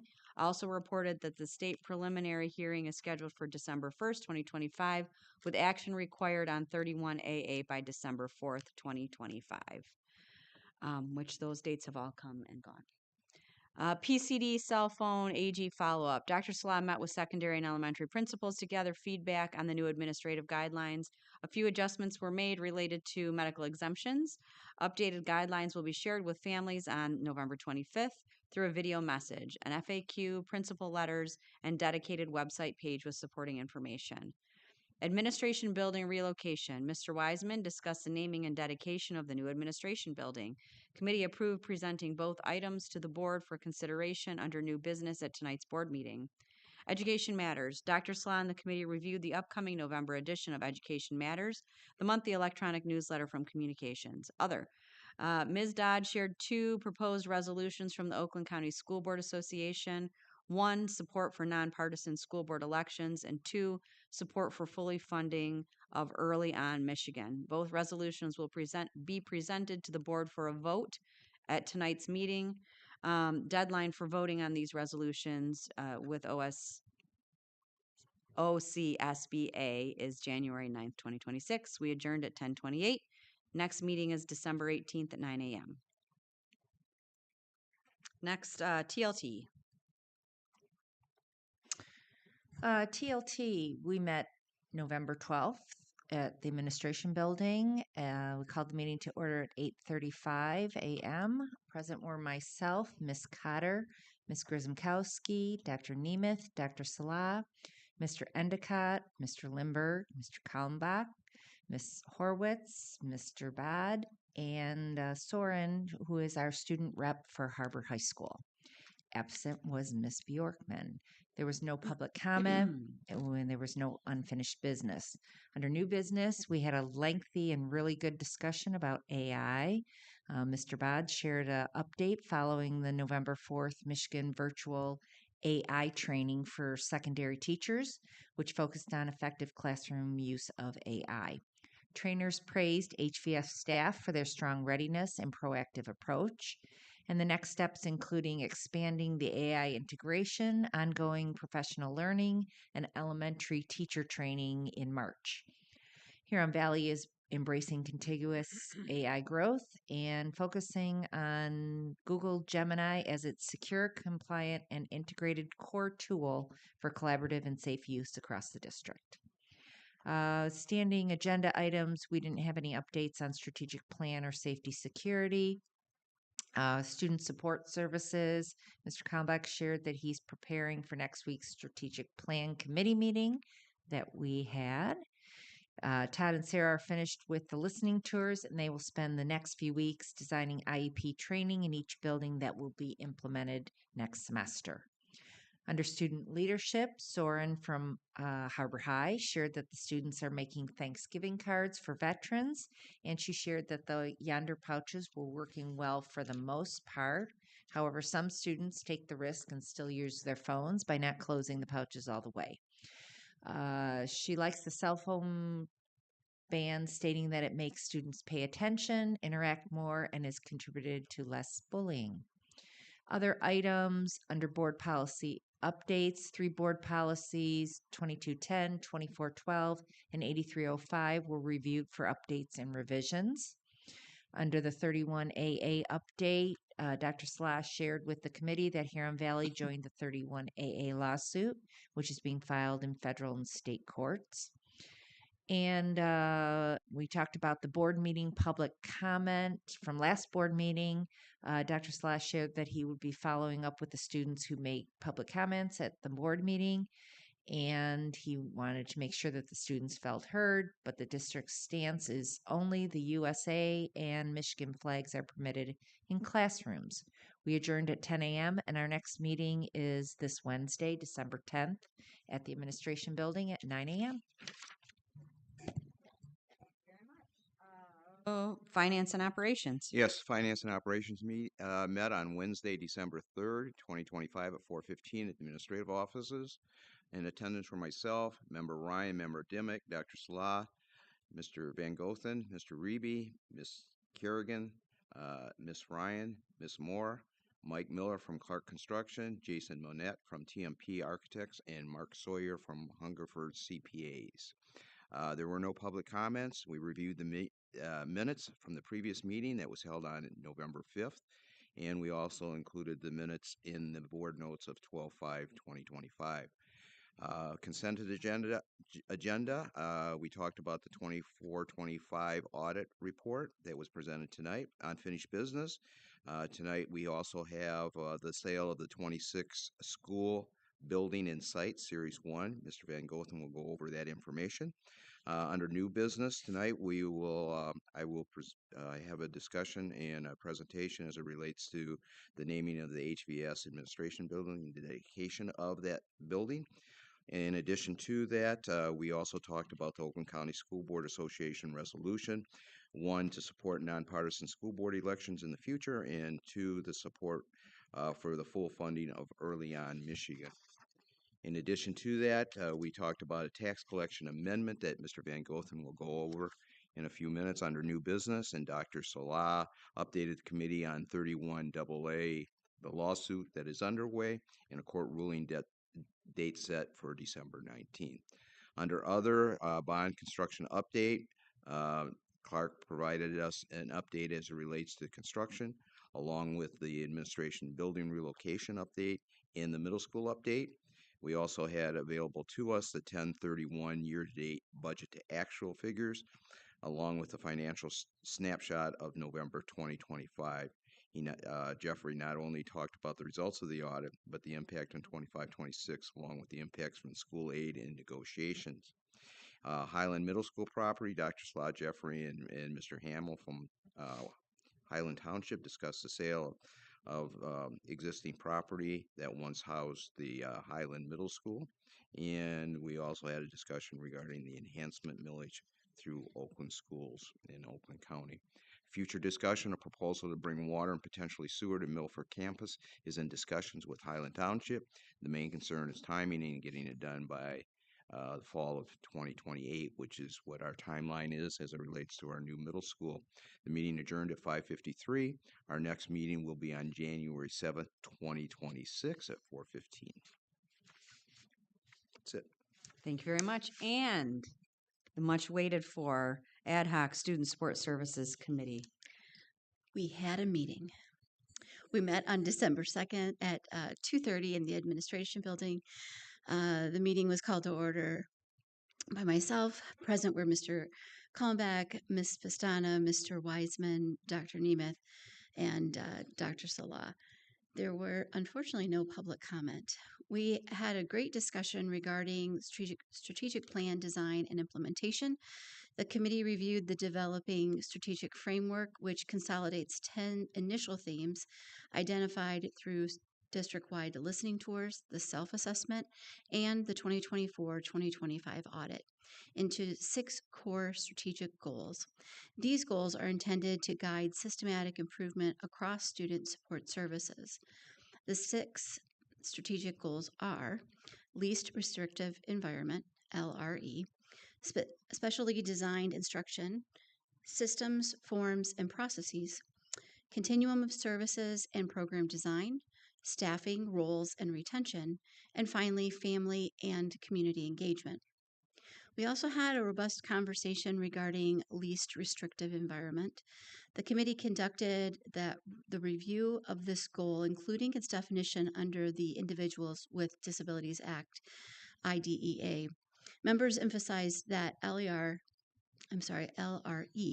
represents a civil rights and equity imperative and is essential for improving academic, social, and life outcomes for students with disabilities. The discussion highlighted the ongoing need for staff training to ensure consistent implementation. In addition, we discussed the Oakland County Enhancement Millage proposal. The committee reviewed the proposed regional enhancement millage of 1.5 mils for 6 years. The millage is projected to generate approximately $5 million annually for the district. Funds would support district-wide needs such as enhanced school safety, reduced class sizes, and competitive teacher salaries. The proposal will be formally presented to the Board of Education for consideration at a January or February board meeting. We adjourned at 4 p.m. Our next meeting is scheduled for March 10th at 2:30. Thank you very much. Next, moving down to public comment, section 3. As a school board, we appreciate the members of our community who share their public comments during the designated times in our meeting agenda. This is an important opportunity for the Board of Education to hear from the community. However, it's not a time for two-way communication. A regular meeting of the school board is designated for the board to conduct business of the Huron Valley Schools in open session in accordance with the Open Meetings Act. Comments that require follow-up investigation or communication will be handled by the superintendent or a member of the team. There are 2 segments in our agenda for public comment, Section 3, which we're approaching now, and Section 7, respectively. 15 minutes has been allocated in Section 3 for public comments related to action voting items or non-action items if time allows.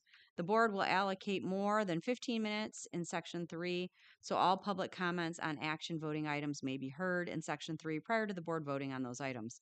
All comments on non-action items will take place during Section 7 of the agenda, if not already heard during Section 3. All speakers wishing to address the board must be present. All individuals will be given an opportunity to speak. Each individual delivering public comment will have 3 minutes to share their communication. Individuals may only speak once and cannot share their unused time. A timer will be displayed on the screen so individuals can monitor their time. Once 3 minutes have elapsed, a timer will sound indicating that the public comment has concluded and the microphone will be turned off in preparation for the next speaker. The individual must be present to share public comment. We ask that you share your name and home school district before sharing your comments. Furthermore, we request you refrain from name calling or mentioning the names of specific employees, persons, or students within your public comments. Comments must be related to school business and may not include personal attacks unrelated to school business. If you make such comments, the Board of Education president will, to the extent permitted by the First Amendment, interrupt or end your comment time. If you plan to share public comments, please complete the form at the back of the room and give your form to Ms. Cadell sitting at the far left. Thank you for your professionalism and partnership. And with that, we have 3 public comments tonight, none of which are reflected in the action for this evening, but we'll take them now in this first public comment section. So first, we'll have Erica Skalski.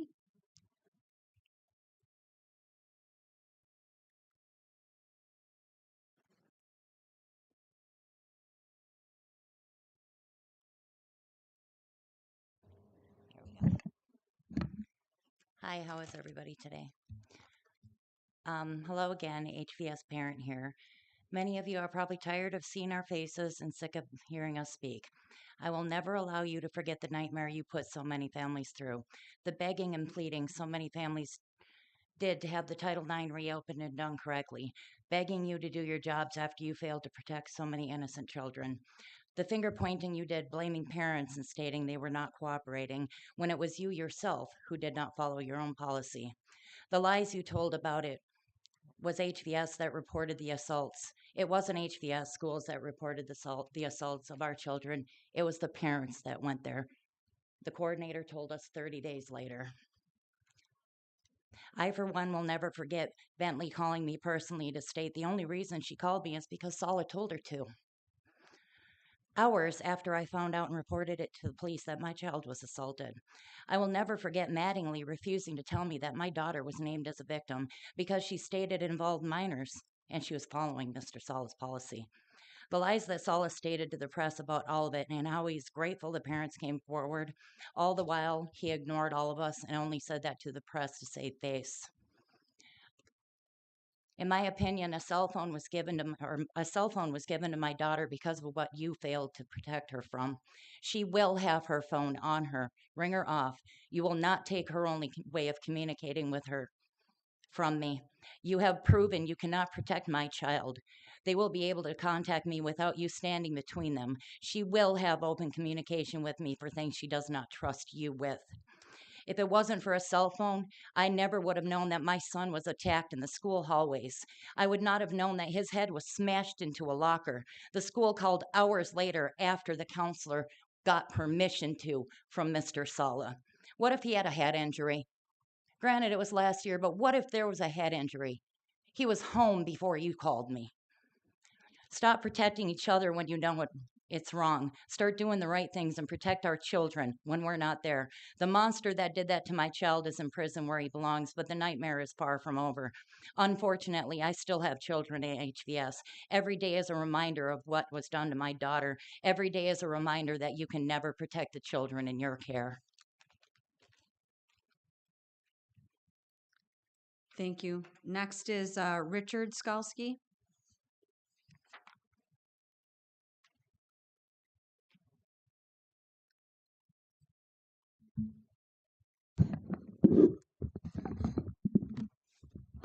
Happy holidays. Rumors and speculation. Remember those words? We do. You wrote them in April 2024. Those words were an attempt to discredit children that were sexually assaulted by a man that you hired, a man who had a history of CSC against children. You ignored those red flags. I'm sure they were in his criminal history check. It's shameful you speak of safety and accountability, but the choice to employ Tim was caused by one man. I'm sure the board shared a view, since the law does state that stuff like that should be known and discussed according to your own policy that you don't follow. You guys would have shared it amongst each other. The assurance that the person or entity before assigning an individual will serve as a substitute teacher in the district will comply and provide the board with the criminal history record and information. So, does our district have any other teachers with CSC second degree pending? Because when you look up his record, it did say the charge was dismissed without prejudice, which means that the charge is still pending. It's like a pause. It can be brought up later. That fact was ignored. Instead, he was brought on. His actions were ignored. Had my daughter had a phone, she could have possibly alerted us a lot sooner. The prior actions of our current superintendent and his role in a sexual assault have gone ignored by the board members. There's been no accountability for who is responsible. It actually shocked me that the board gave him a raise the year that the sexual assaults became public. And still he's here, after the teacher got the maximum sentence allowed by law for assaulting our students. Currently, there's 11 families that have filed lawsuit against the Huron Valley School District, its superintendent, the principal at Spring Mills, a school social worker, and a staffing company, EduStaff. There's been no accountability that our public, that all these parents out here are wondering what's going on. You try to silence us for months and months. The last meeting, when you saw us walk through the door, you said, "Don't you have anything better to do?" And that was right next to you guys. There's no accountability. Please stand up for our children. Do what's right. Have a great holiday. I'd just like to add before you say nobody said that, my son and my granddaughter are legally deaf. I can read lips very well, Mr. Sala. So please do it again. Next will be Lisa Dunleavy.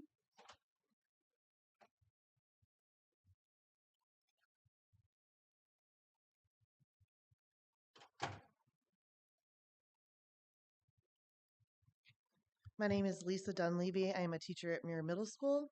Good evening. As I just said, my name is Lisa Dunleavy. I am a teacher consultant at Muir Middle School. I have been a special ed teacher in this district since 2006. I'm here to speak to the recent change concerning our building subs being switched to district subs. At the heart of education are the relationships between students and teachers. Learning happens when our students feel a connection to their teachers. As teachers, we make our students feel safe, loved, and heard because that is the foundation that must be present before any learning occurs. Our permanent building guest teachers help make that happen every day. They are in our school buildings, the relationships with our students, and it's those relationships that support our students when their classroom teacher has to be absent from school. Over the past 2 weeks, I've been hearing from teachers at Muir and across the valley that they have concerns about the new change in guest teacher placement. I want to acknowledge that this change is new as of today, and assigning guest teachers in our district must be very complicated for everybody involved. However, myself and teachers like me feel it is important to take the time to make sure that the board is aware of how our building guest teachers positions are unique. I want to highlight the ways that they support our HVS students and teachers prior to this change that began today. Our building guest teachers have been part of the HVS community for the past 4 years. When this concept was first introduced, our teaching staff and our administrators began to realize how these building subs were invaluable to everyone, but more importantly, to our students. Our building guest teachers have become an integral part of our school community and culture. Having them in the classroom ensures that learning continues uninterrupted when classroom teachers need to be absent. Building guest teachers are aware of the nuance of curriculum and academic routines as they are in classrooms nearly every day with our students.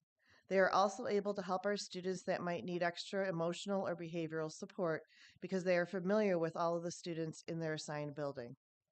Building guest teachers also support our educators because we know that we are leaving our students in the care of someone who is familiar with our students, procedures, routines, people, and culture. It doesn't go unnoticed how fortunate teachers are to have permanent building subs. A worry I feel and what I'm hearing is that this will do what this will do to morale in our building guests for our building guest teachers. They have come to expect that they would be the first call when a substitute job is open in their building. This meant that they would get to teach in their assigned school. Sorry, I guess I cut off. Sorry. Add Thank a you. little bit more. Thank you very much, Mrs. Dunleavy. We appreciate it. All right. I think we need to turn that alert down a little bit. That was a very loud alert. All right. If there aren't other public comments, we will call the public comment section closed. And we will flip over the agenda and move on to the consent agenda. So I am looking for a motion to approve the consent agenda, please. I'll make a motion to approve the consent agenda. Thank you, Mrs. Grzymkowski. Do we have support? I'll support. Thank you, Ms. Ryan. Any comments? All right. Can we please have a roll call vote? Ms. Grzymkowski, Yes. Ms. Ryan, Yes. Mr. Wiseman, Yes. Mr. Dimick. I am a yes. Ms. Cotter, Yes. Ms. Dodd. Yes. Motion passes. All right. Thank you very much. Moving on to unfinished business. As a reminder, most of this unfinished business we have seen at a meeting before. We have 2 items tonight, starting first with the sale of the 2026 school building and site bonds, Series 1. I would ask Mr. Van Gotham to speak to this item. Thank you. So we've already had this come up under new business. So in the meantime, we have not had additional questions from any of the board members. So at this point in time, I would like the board to consider approving this so we can move forward with our sale of Series 1 of our 2024 bond. Thank you very much. I'll take a motion and then we can have discussion if there is any. Mr. Wiseman.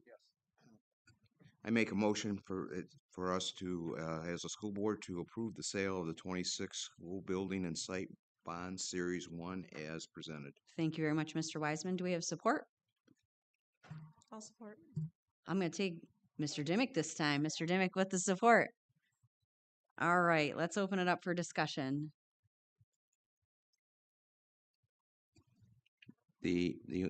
Sure, Mr. Yes, Wiseman. the only item I have, I just want to confirm that this sale is going to be done competitively, and by definition, what does it mean to be a competitive sale?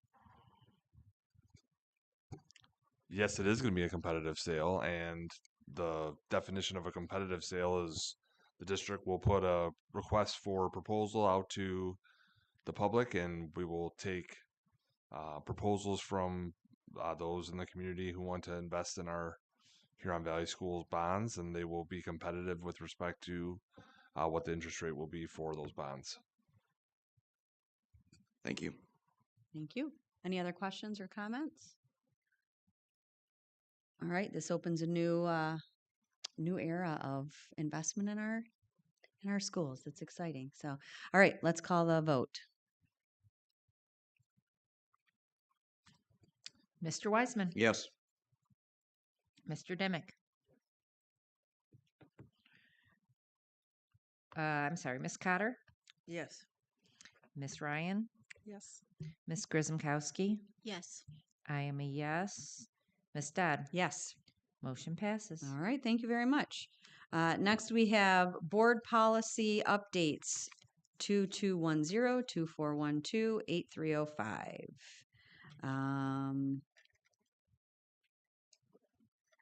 Yes, so we've had these policies presented to TLT on 2 different occasions.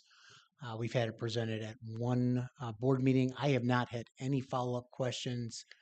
We did have some follow-up discussion during our TLT meeting, but I believe we answered all of the questions that were outstanding. Dr. Nemeth, have you had any further questions or anything else to clarify here? No, just the questions we had and responded to already. That said, we would ask for board approval. Board policy updates 2210, 2412, 8305 as presented. All right, thank you very much. Can I have a motion? Yes, make a I move motion. that that we accept the policy updates as presented.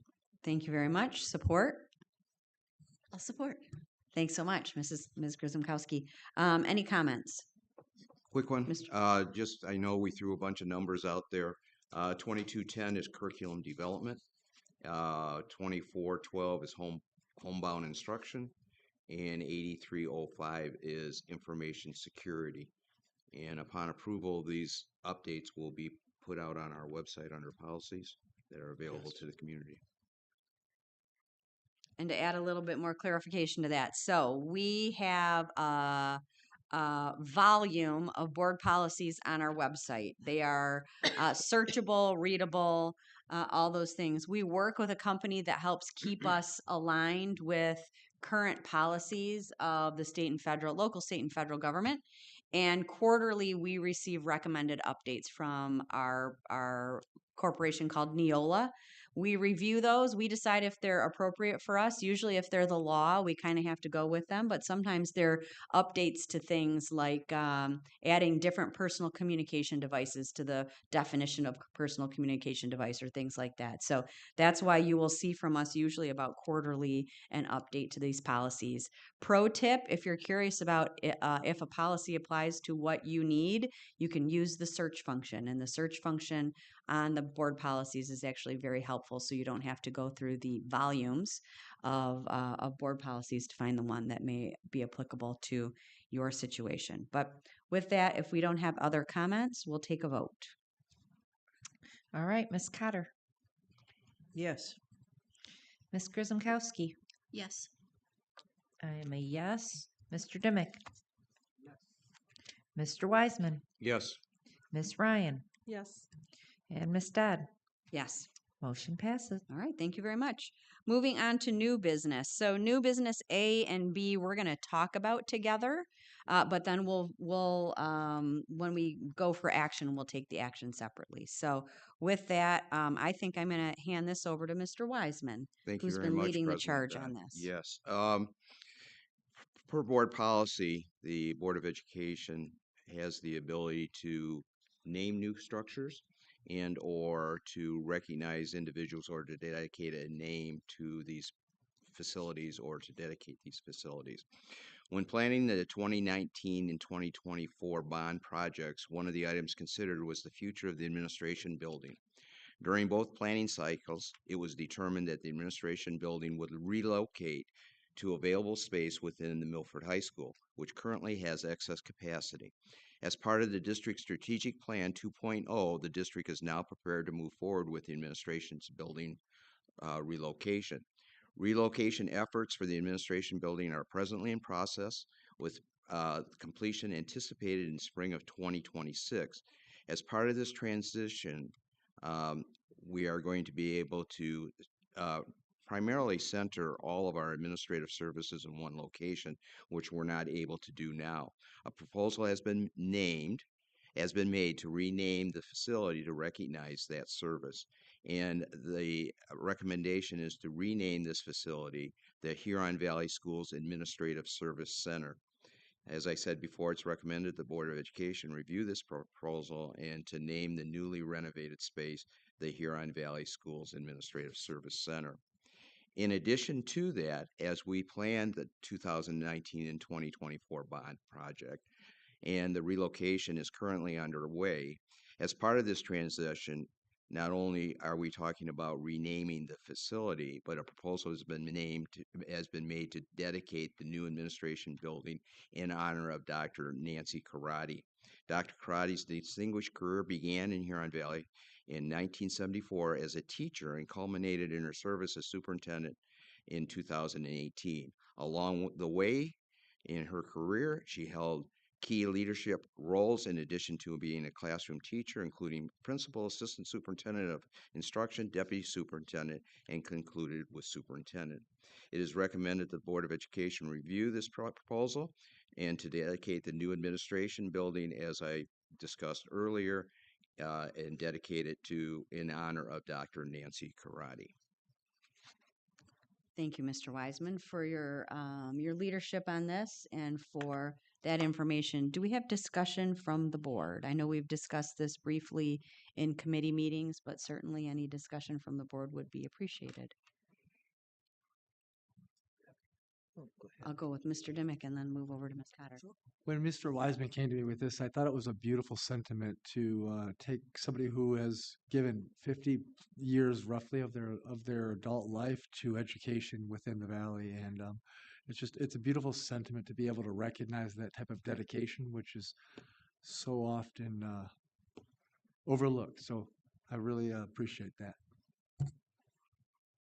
Thank you, Mr. Dimick. Ms. Cotter. Yes, I certainly agree with what Mr. Dimick has just said. I have planned, and with the board's permission, I will make motions regarding these two items tonight.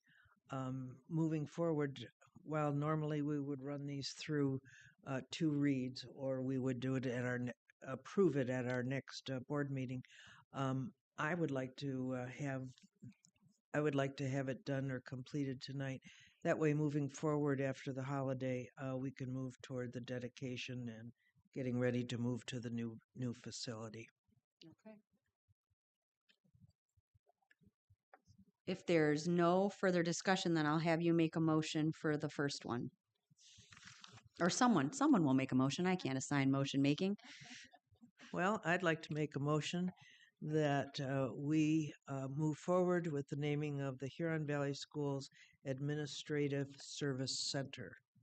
And I'll support that. All right, thank you very much. Do we have discussion about specifically the naming of the administration building?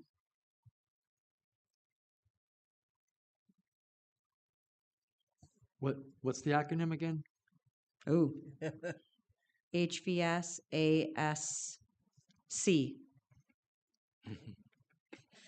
I don't love it. I'm grateful it was not another S at the end. We were close. That was a close one. Good question, Mr. Dimick. Other questions? No? No other questions? All right, then let's go ahead and take a roll call vote. Ms. Cotter. I'm a yes. I'm a yes. Ms. Grzymkowski. Yes. Mr. Dimick. Yes. Ms. Ryan. Yes. Mr. Wiseman. Yes. And Ms. Dodd. Yes. Motion passes. All right, thank you very much. If we'd like to take action on the next one, I am looking for a motion. I'd like to make a motion that we dedicate the new administrative building to Dr. Nancy Karate. All right, thank you very much. Do we have I'm sorry. Oh, I'll support it. all Unless right. you want to support it. Oh, Everybody's supporting apparently. All right. Supporting it. Ms. Pastana, we'll give you the credit for supporting that one. Okay. All right. Do we have comments, questions, communication regarding the dedication of the building? Yes. I just think I can't think of a better person to dedicate a building to for all of the things that Nancy has done in this district. I think it was a great idea. Wonderful. Other comments? Yes. It's interesting to me because my children started at Country Oaks, and Dr. Karate was the principal there when it opened. And I had the opportunity to meet her prior to being on the board. And I was impressed by her dedication to education from a spectrum. It wasn't just every student is going to college. She valued the trades. She valued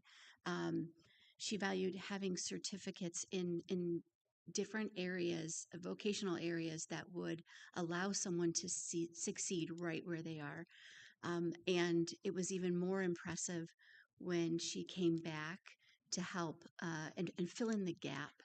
It's rare that you find people willing to do that, and I am very happy to support this because I think, as Jacob said, she's so worthy. Thank you. Other comments?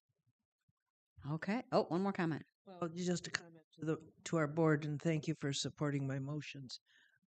That's been important. As I said, it will allow us then to plan and move forward with the naming and the dedication. Okay, with that, let's take a roll call vote. Miss Grismkowski. Yes. I am a yes. Miss Cotter. Yes. Mr. Wiseman. Yes. Mr. Dimick. Yes. Miss Ryan. Yes. Miss Dodd. Yes. Motion passes. All right, thank you very much. Moving on down to our final voting item this evening, the OCSBA Resolution Exhibit F. So I think this is probably me, yes? All right, here we go. So Oakland County School Board Association occasionally will share with us some resolutions to adopt based on current events and things that are happening in the school board world. Tonight we have two resolutions that we can choose to support, choose to ignore, or I think those are our options, support or ignore. So the very first and I think we're going to vote on them together unless there is a reason somebody states in conversation that we want to pull them apart and vote on them separately, which I think we certainly can do. So the first resolution is OSCBA supports nonpartisan school board elections. This proposed resolution is in response to House Bill 4588 that's now moving through the State House. Partisan school board elections will decrease the number of willing candidates and increase campaign costs. School board members would have to successfully run in 2 elections, a primary as well as the November election, where right now school board members only have to run in 1 of those elections. It will align local education decisions with party interests rather than student needs, and exclude thousands of current potential board members, including any federal employees who are legally prohibited for running in partisan races. So there's a little bit more to that, but really that's the basis of resolution number 1. Resolution number 2. Proposed resolution number 2, OSCBA fully supports funding of Early On Michigan, an early intervention program for infants and toddlers from birth to age 3 with disabilities, developmental delays, or are at risk for delays due to certain health conditions. Rationale for the proposed new resolution. This resolution is proposed because we need to shine a light on the importance of early intervention programs such as Early On Michigan and the need for additional state funding to adequately serve families and children already identified as eligible and to serve children who should be identified as eligible. The Michigan mandatory special education law requires special education services to be provided for eligible students and children from birth to age 25. Federal law also mandates early intervention programs. Part B of the Individual with Disabilities Education Act, IDEA, refers to special education services for students 3 through 21. Part C of IDEA refers to early intervention services for eligible infants and toddlers. My daughter hates it when I put an extra in there. Toddlers, not toddlers, toddlers. From birth to age 2 in Michigan, Part C is called Early On. Special education supports and services for students age 22 through 25 is part of MMSE. I can continue to go through here, but really this is supporting with both a resolution and with funding the Early On program. So, and then after that are continuing resolutions. These are resolutions that have already been adopted. So these are just resolutions that continue to exist here. So with that, I guess my first question before we do a motion is I guess I'm looking for somebody to make a motion as it appears on the agenda. And then if we need to amend that motion to separate these two based on discussion, we can do that. Mr. Wiseman. Yes, I make a recommendation that we bring forth and approve the 2 proposals as presented by Oakland County School Board Association, 1 being nonpartisan school board elections, and 2, the fully funding of what we're already required to do as it pertains to the Early On program in Michigan. Okay, thank you, Mr. Wiseman. Do we have support? That's mine. All right. Thank you, Ms. Cotter. All right, now I'm going to open it up for conversation with the board. Yes. So just so I understand it, right now by law, we're required birth to 25. we get funding from the state for 3 through 25, but it comes out of our pocket for birth to age 3. And this would like fill that gap. So there are birth to 3 early on programming is a special education program. We receive some funding for that program, Okay. but it is not fully Fully funded. funded, similar to the way with which IDEA is not fully funded. So we do have an early on program at the Apollo Early Childhood Center. We have babies there, that are being taken care of in some instances that have a disability of some sort. I couldn't tell you exactly what percent is funded, but I know it's not fully funded. Right. And I will tell you that in terms of our entire operation, the general fund supplements IDEA to the tune of $2 to $3 million annually, depending on the year. Okay. And this will help. This cover that. resolution is a call to say We that need- early on should be fully funded. Right. Right. Okay. But we are required by law to provide the program. Great question. We're required by law to provide a lot of things that we're not paid for. Yes. So if I'm reading this properly, and maybe I'm not, the first resolution with respect to maintaining nonpartisan school boards is a result of legislature or a bill that has been introduced in the House. However, early on, is there conversations in the House or the Senate regarding increasing that funding that we are supporting? Or is this just a resolution to say, we really want you to fully fund this because it has value? You're reading that correctly. Yes. Okay. Thank you. Yep. Other comments, questions? Yes. And the reason why we're voting on it now instead of following the two-step process is a timing issue, because for our voice to be heard, it needs to be submitted to the county by January 9th, I believe. Yes. And we do not have another board meeting before then. And this is a county, every school district in Oakland County is voting on this. Correct. So majority rules. Majority rules, yes. So if there is not the proper amount of votes from the participating schools, it will not go forward. But if there is, then it will. And again, resolutions are resolutions, right? Our resolution and our saying, we really think this isn't a law. It's just us saying, we really think this. Thank you. So, yeah. Our lawmaking power is very limited to board policies. Yes. All right. So with that, I'm going to call a roll call vote. Mr. Wiseman. Yes. Miss Cotter. Yes. Sorry, that Miss Grisomkowski. Yes. I am a yes. Miss Ryan. Yes. Mr. Dimick. Yes. And Miss Dodd. Yes. Motion passes. Thank you very much. Okay, speaking of laws we can pass, moving on down to Exhibit G, New Business D, board policies, a whole bunch of them.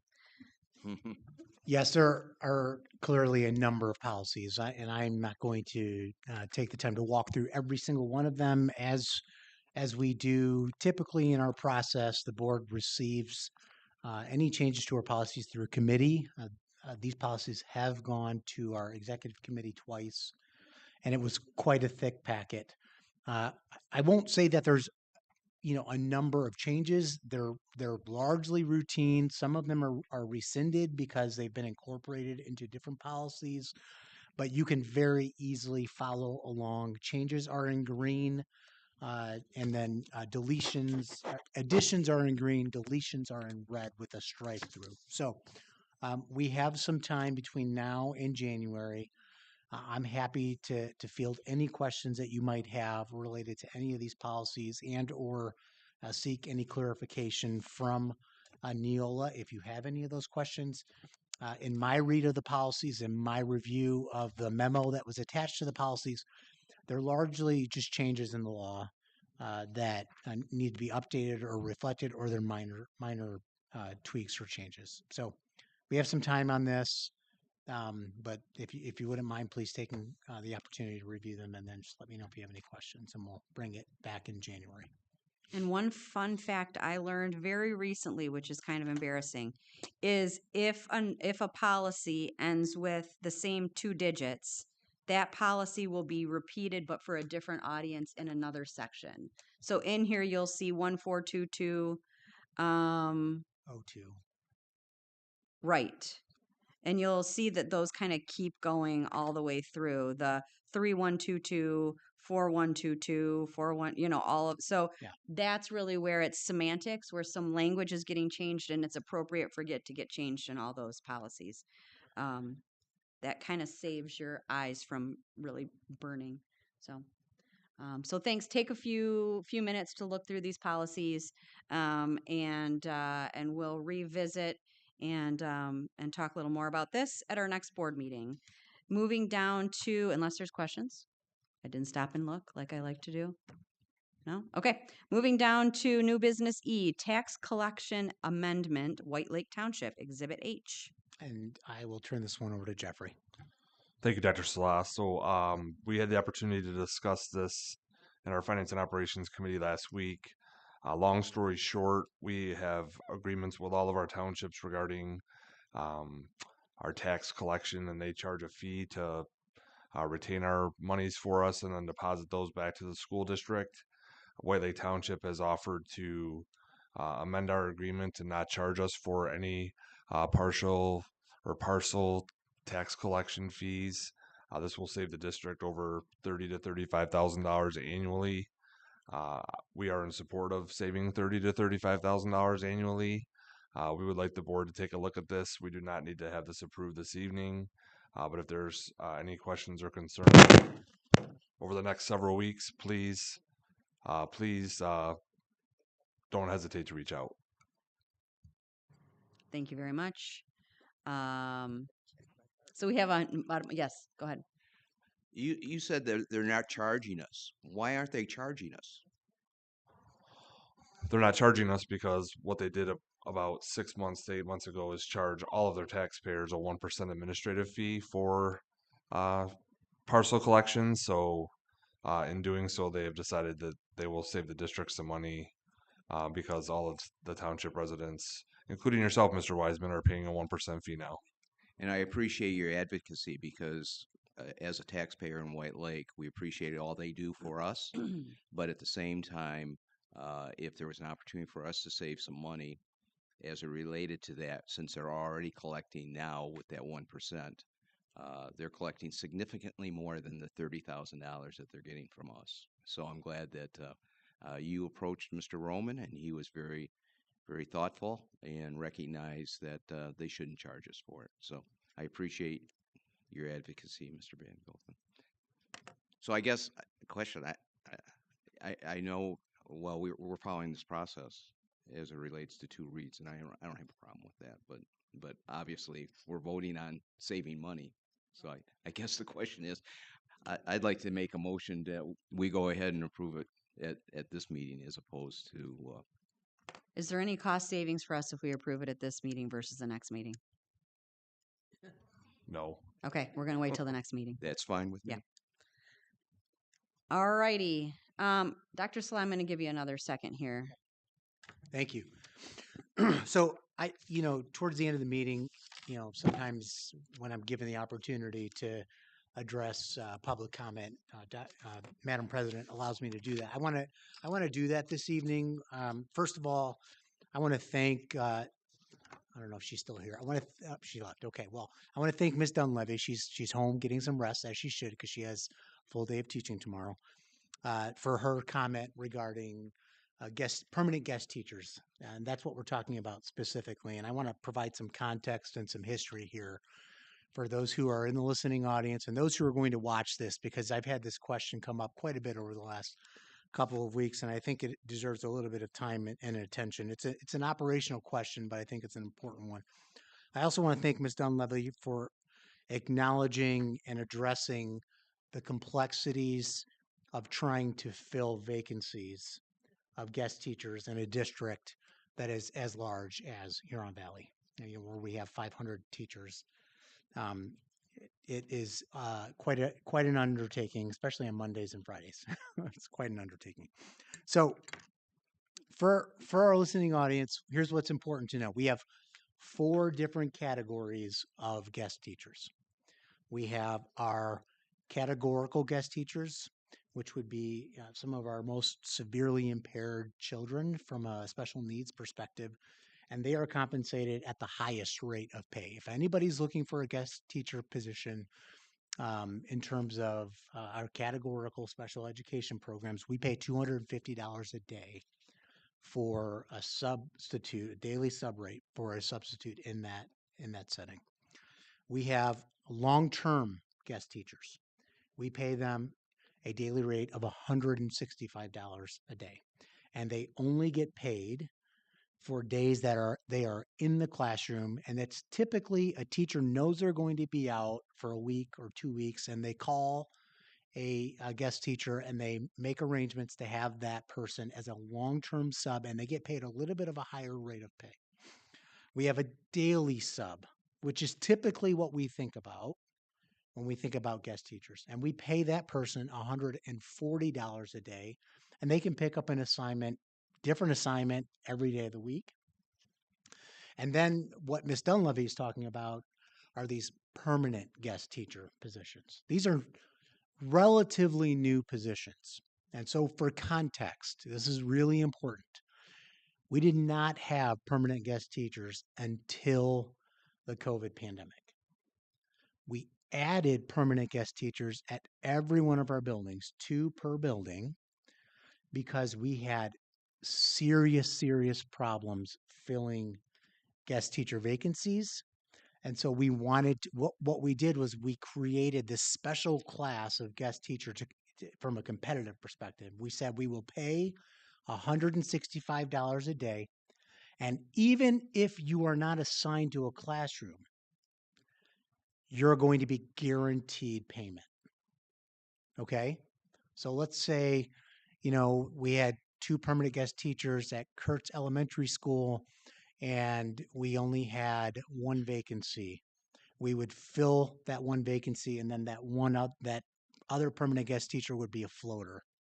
But it was very rare during COVID for us to have a floater because our sub fill rates were in the 70% at the time. Yes, very daily. I was waking up around 5:30 or 6 o'clock and having conversations with our HR department because we were making decisions on a daily basis whether or not we were going to close that school for the day because we didn't know if we had adequate adult supervision and coverage.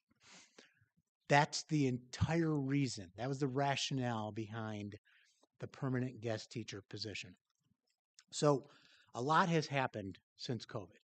We are no longer at 70 and 80% fill rates. We are well above 90% every single day. And so, but where we have seen issues is more so at the elementary level. And so there were caveats for these permanent guest teachers. So we agreed we would pay them more, the $165. They would be guaranteed payment, whether we had a position for them or not. But that was in exchange for a couple things. One, they had to be willing to go to any building in the district where we were unable to fill a guest teacher vacancy. And 2, the one primarily change was 1, they had to be willing to go anywhere in the district. That was sort of the contract. That was kind of the agreement. You get paid higher, you get guaranteed employment, but you have to be willing to go anywhere.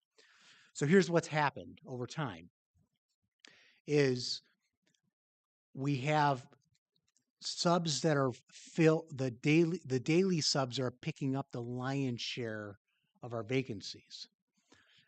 But our permanent guest teachers are actually filling vacancies first in these buildings. So when we get to 6:30 in the morning, all the permanent guest teachers have already been filled in buildings, and we don't have the latitude to place them where we still have vacancies that remain. And this is particularly a problem at the elementary level. So here's what happens at the elementary level when we haven't been able to fill a position. We literally have 6 different teachers having to go in on their prep and fill in for 30 children or 20 children or 22 children or however many children are in that class. We have 6 different teachers having to go in to sub on their preps for that same group of children. So having vacancies at the elementary is way more complex when compared to secondary. And so our permanent guest teachers are wonderful human beings. They've done a great job. They've, assimilated themselves into the culture of many of these buildings, but some of them don't want to go to buildings that is not their default building. And that has created some problems for us. So to give you an example, at Spring Mills 2 weeks ago, we had 8 guest teachers. We had 8 teachers unfilled as we were approaching the beginning of the day. Our HR department is trying to find daily subs, can't find them.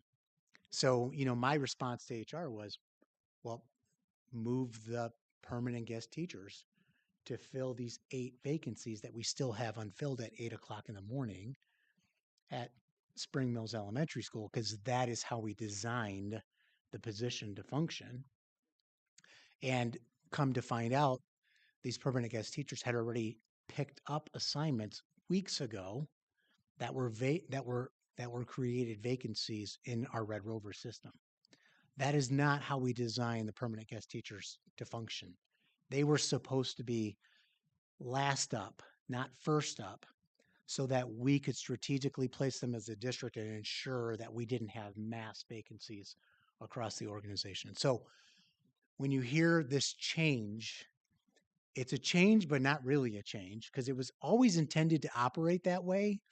But as we got further away from COVID and we had better fill rates, there was almost a change in culture in terms of how permanent guest teachers were filling positions. It was almost a given that there was going to be vacancies in every building, and they were just going to be able to slide in at the last minute. But that is not the case anymore. And so they're picking positions up as they open, sometimes a week in advance, 2 weeks in advance. And when our HR department needs to place them in emergency situations, in particular at the elementary, they aren't available for us. So the change we've made is which is not really a change, they're district subs. We have the ability to place them strategically when we have a need, but they have a default building. And if all the needs are filled with daily subs and we aren't required to place them somewhere, then they go to their default building. And this does a couple of things.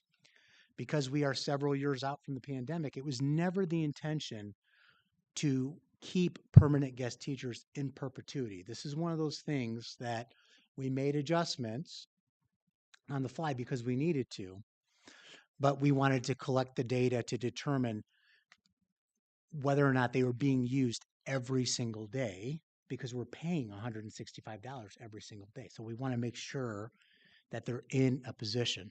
But if our daily subs are able to fill the positions, then it makes sense for us to begin to step back from that permanent guest teacher role that we put into place in the time of a crisis.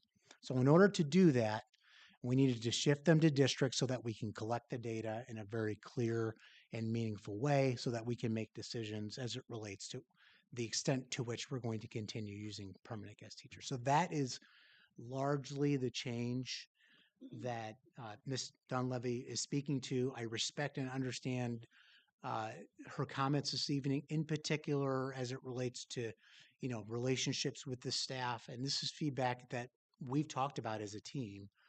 But at the end of the day, I own this decision.